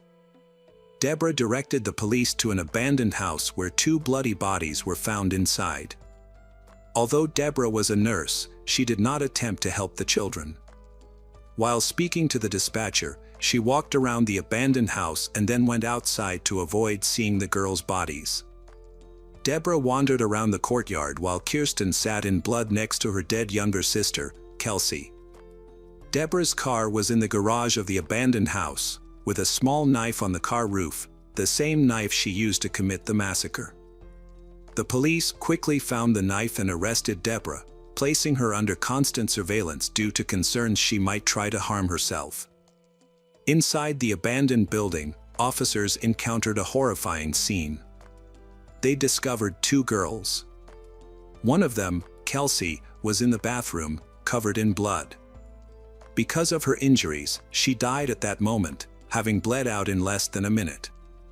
Kelsey was only 12 years old, and her mother had stabbed her with such force that she succumbed to the bleeding almost instantly. It's hard to imagine what Kirsten went through. She was found with similar injuries in the bedroom, but was still alive when rescuers arrived. Kirsten lay in a pool of her own blood, her eyes indifferent, indicating she had lost a big amount of blood. Quick action was crucial to save her life. Her throat was cut from right to left, damaging her airways and one of the main arteries. Surprisingly, her mother, Deborah, a nurse, attempted to clamp the wound to stop the bleeding while waiting for the medics. This may increase her chances of survival. In an emergency situation, the doctors rushed Kirsten out of the abandoned house and took her to Parkland Hospital in Dallas. They performed an emergency operation and battled to save her life for hours. Miraculously, the girl survived. After 4 days, Kirsten was moved from intensive care to a regular ward. Her recovery was incredible, especially since it was initially thought she wouldn't make it. However, her challenges were far from over. Though she narrowly escaped death, a more troubling fact was that she and her sister were found in that abandoned house, having been attacked by their own mother. It's hard to comprehend the extent of the post-traumatic shock Kirsten experienced. During the summer, she was recovering from the operation, trying to come to terms with the fact that her younger sister Kelsey is dead and the fact that her mother was a murderer. At the time of the crime, Deborah lived with her mother in the small town of Malacca, Texas, which had a population of just 2,000 people. Investigators reviewed Deborah's cell phone records and discovered that after taking the children from their father, Deborah headed to Malakoff. There, she seemed to wander along the roads for a while, then she eventually stopping the abandoned house. Detectives believe Deborah was searching for a place to harm the children. Examining the actions of people with mental disorders is difficult, yet the incident in the abandoned house provides disturbing things into Deborah's motives. When life falls apart, depression and mental issues can lead some women to feel that ending their lives is the only option. In many cases, they kill their children first, believing it to be a merciful act. Under the strain of mental illness, a mother may think that her family's collapse will doom her children to endless suffering. In this mindset, she views murder as a way to free them from pain and hardship. Often, these women then take their own lives. In this situation, it's evident that Deborah had no intention of dying. She was frightened and did not harm herself, even fearing that the police might shoot her, showing that she valued her life. The murders of Kirsten and Kelsey were clearly motivated by revenge, intended to hurt Lester extreme pain. She aimed to deliver a cunning and cruel blow to him. The incident was truly alarming. Kirsten and Kelsey's father, Lester, tried to give this case a big push to draw attention to the trial, literally the day after the judge refused to issue a restraining order against Deborah. Instead, the judge agreed at the hearing that she would have custody of her daughter by the end of the week. This decision later raised many questions about whether the judge considered this decision reckless. Unfortunately, Lester's worst fears were confirmed. Deborah killed Kelsey and almost took the life of Kirsten. Lester tried his best to convince the judge that his daughters were in mortal danger. Under no circumstances were they allowed to see Deborah unsupervised. However, the judge maintained that their main goal is to strengthen and unite families, encourage parents to cooperate with each other, to ensure children receive love from both parents. This decision ultimately led to devastating consequences, but the judge's actions were still deemed legal, despite the tragedy that followed. The district attorney stated that it's not fair to blame only the judge for this situation. According to him, responsibility belongs to many parties: the doctors who allowed Deborah to leave the hospital, Lester, along with Deborah. Deborah was expected to face severe punishment due to her past actions. She had previously shown anger and aggression towards her children, including attempting to harm Kirsten. However, the decision to lift the prohibition order on her is still controversial and raises many questions. Generally, in 99% of cases, shared custody benefits children, allowing both parents to support, love, and communicate with them, fostering healthy development. Yet, this approach fails when a parent has serious mental health issues. Child Protection Services claim they were unaware of Deborah's behavior. Staff stated that if they had known about her try to end her life in front of the children, she would never have been allowed unsupervised contact. From that point on, people also focused on the possibility that the family had clearly become victims of leniency on the part of the mental hospital and the justice system. However, this could not be proven. It was known that Deborah had been in and out of such institutions multiple times, with discharges that came too soon. A comprehensive diagnosis typically requires at least 3 months of testing and observation. Treatment and medication may be prescribed based on test results, but their effectiveness is not guaranteed. Doctors then closely monitor the patient's condition, behavioral changes, and the progression of the disease, adjusting medication as needed. This process can take up to a month. And discharge is only considered after a stable improvement in the patient's condition. However, Deborah was released after just a few weeks, suggesting that she did not undergo the full range of required examinations and tests. Deborah promised Lester that she would take Kirsten and Kelsey out and give them a surprise. She wanted to plan a fun evening with activities like singing and reading. However, just 4 hours later, she called emergency services and confessed to killing her children. Her trial lasted a year, and on May 27, 2010, Deborah Jeter was formally charged with aggravated murder and attempted murder. Throughout the proceedings, Deborah was held in prison due to the high bail, which was unaffordable and reflected the severity of the crime. As a result, she remained behind bars until the start of her trial. Deborah's defense team proposed a deal to the prosecution due to the complexity and sensitive nature of the case. Prosecutors fear that Deborah's mental illness could lead to her being released without jail time. Furthermore, a full trial would require Kirsten, Deborah's daughter who had miraculously survived her mother's attack, to testify in court. To spare Kirsten the trauma of reliving the horrific incident, Deborah agreed to plead guilty to a lesser charge, hoping to avoid the death penalty under Texas law. About a year after the murder, Lester and Kirsten visited Deborah in prison.